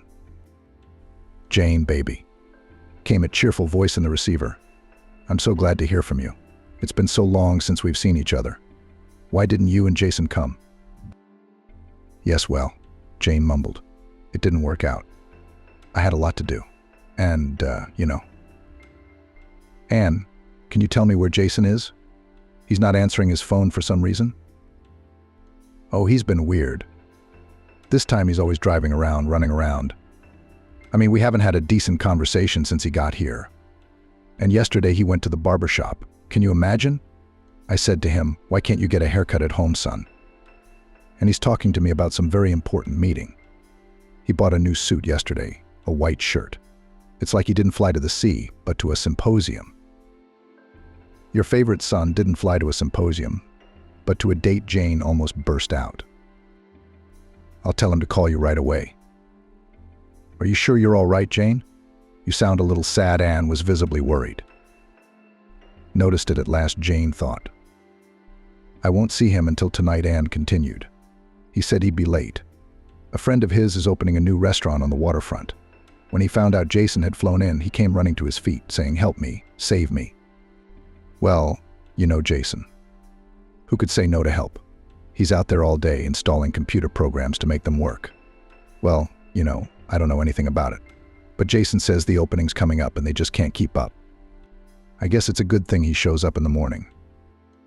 Jason's mom laughed. Sure is a convenient cover, Jane thought. It'll make it easy to get home in the morning. The restaurant is called Evening Breeze. It's not very original, of course. That's what I told the boys, Anne went on. Jason thinks it's going to be the best place in town. Oh, I've been talking to you, Jane. It's just been so long since I've seen you. I'll be sure to tell Jason you're worried. And I'll give him the head of the sink for it. I promise you that. All right, sweethearts. Bye-bye kisses. The mother-in-law abruptly disconnected. Jane looked at the phone doubtfully, restless, active, inquisitive. Jason had taken after his mother. But the woman had another quality the son hadn't inherited. She was talkative, and like any loving mother, loved to talk about her child. And so it came to pass that, without asking hardly any questions, Jane knew where Jason was spending his vacation evenings. Who he intended to spend his nights with, she would see for herself. 24 hours later, she was stepping off the plane in a familiar seaside town. She had no trouble finding out the address of the restaurant Anne had given her. Evening Breeze was indeed opening soon, and advertisements for it were broadcast among others on the airport's huge monitor. It was posted on one of the shuttle buses in front of the stop. After filling out the address, Jane sank tiredly onto the bench. So what do we do now, she wondered. This is just awful. I'll get there. I'll see Jason with some hottie or other girl. So what? What's that going to change? She pulled herself back. I'll look him in his pretty face and spit. Maybe, if my mouth isn't too dry, I'll walk away. That's it. Jane glanced resolutely at her watch and strode toward the bus stop. A small, nimble bus took her almost to the waterfront.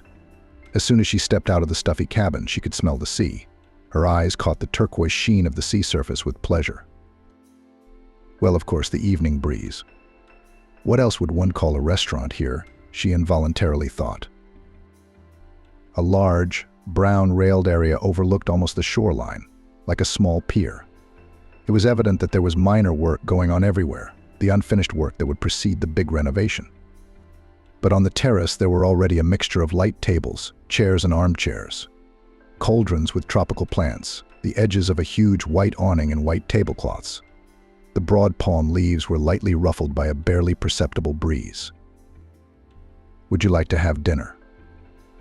A soft, soft voice sounded above her head. Jane dropped her bag from her hands in surprise. "I'm sorry, sir, did I startle you?" The young man said with a smile, lifting her bag from the sand. "I just thought you were hesitant to go any further." "But are you open?" Jane wondered. "Yes, we've already started working," the boy nodded. "My name is Nathan, by the way." He showed her his name tag on his chest and waiter's badge. "You see, our official opening is really only in a few days. But in fact, we are already serving our guests, and at the same time we are studying the wishes, trying to take into account and correct the defects. So what about dinner?" Jane was suddenly very hungry. She was so hungry that her stomach rumbled, and she looked fearfully at the boy. Had he heard? He must have, because he smiled slightly and made an inviting gesture toward the terrace. Jane quickly straightened her hair, tugged awkwardly at her crumpled dress, and stepped forward. "You just put me in a corner somewhere." "Okay, so I can't be seen," she mumbled to the boy's back. "Okay, I'll put you somewhere they won't find you," he smiled, glancing around. The place was really secluded, and a little off to the side in a small cubbyhole and behind a row of plants. Jason was nowhere to be seen. After a few minutes, though, she forgot why she was here. A plate of baked fish and vegetables was placed in front of her. It was so delicious that eating the tender, juicy white meat took over her senses and her mind at the same time. "Nice girl." The fish knife lies just to the left of the fork. This is wider. "The one you're holding is for butter. It's blunt and won't do you any good," she said over her head. Jane flinched and dropped the wrong knife from her hand. In the doorway, slender, handsome, in a light-colored suit that looked especially great against his tanned skin, his hair carelessly laid back, Jason was looking at her with a smile. She found herself here. Jane realized that she had never felt so stupid in her life as she did at this moment. "Weren't you supposed to be here today?" Jason said suddenly. "Why here?" she wondered. "Jane, don't you recognize this place?" Jason asked. "What place?" She looked around. "This restaurant has just been built.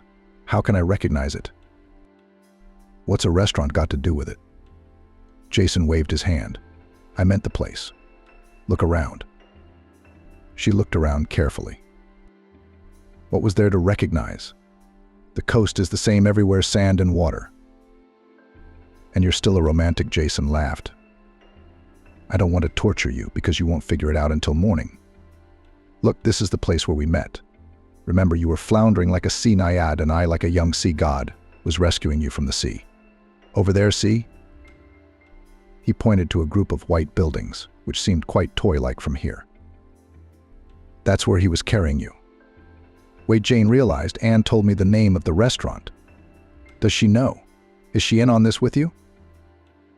"Well, my mom played along," Jason nodded. "How could she not? I wouldn't have gotten you out here. I really wanted to have a day like this." "What kind of day?" Jane looked up, frantically remembering.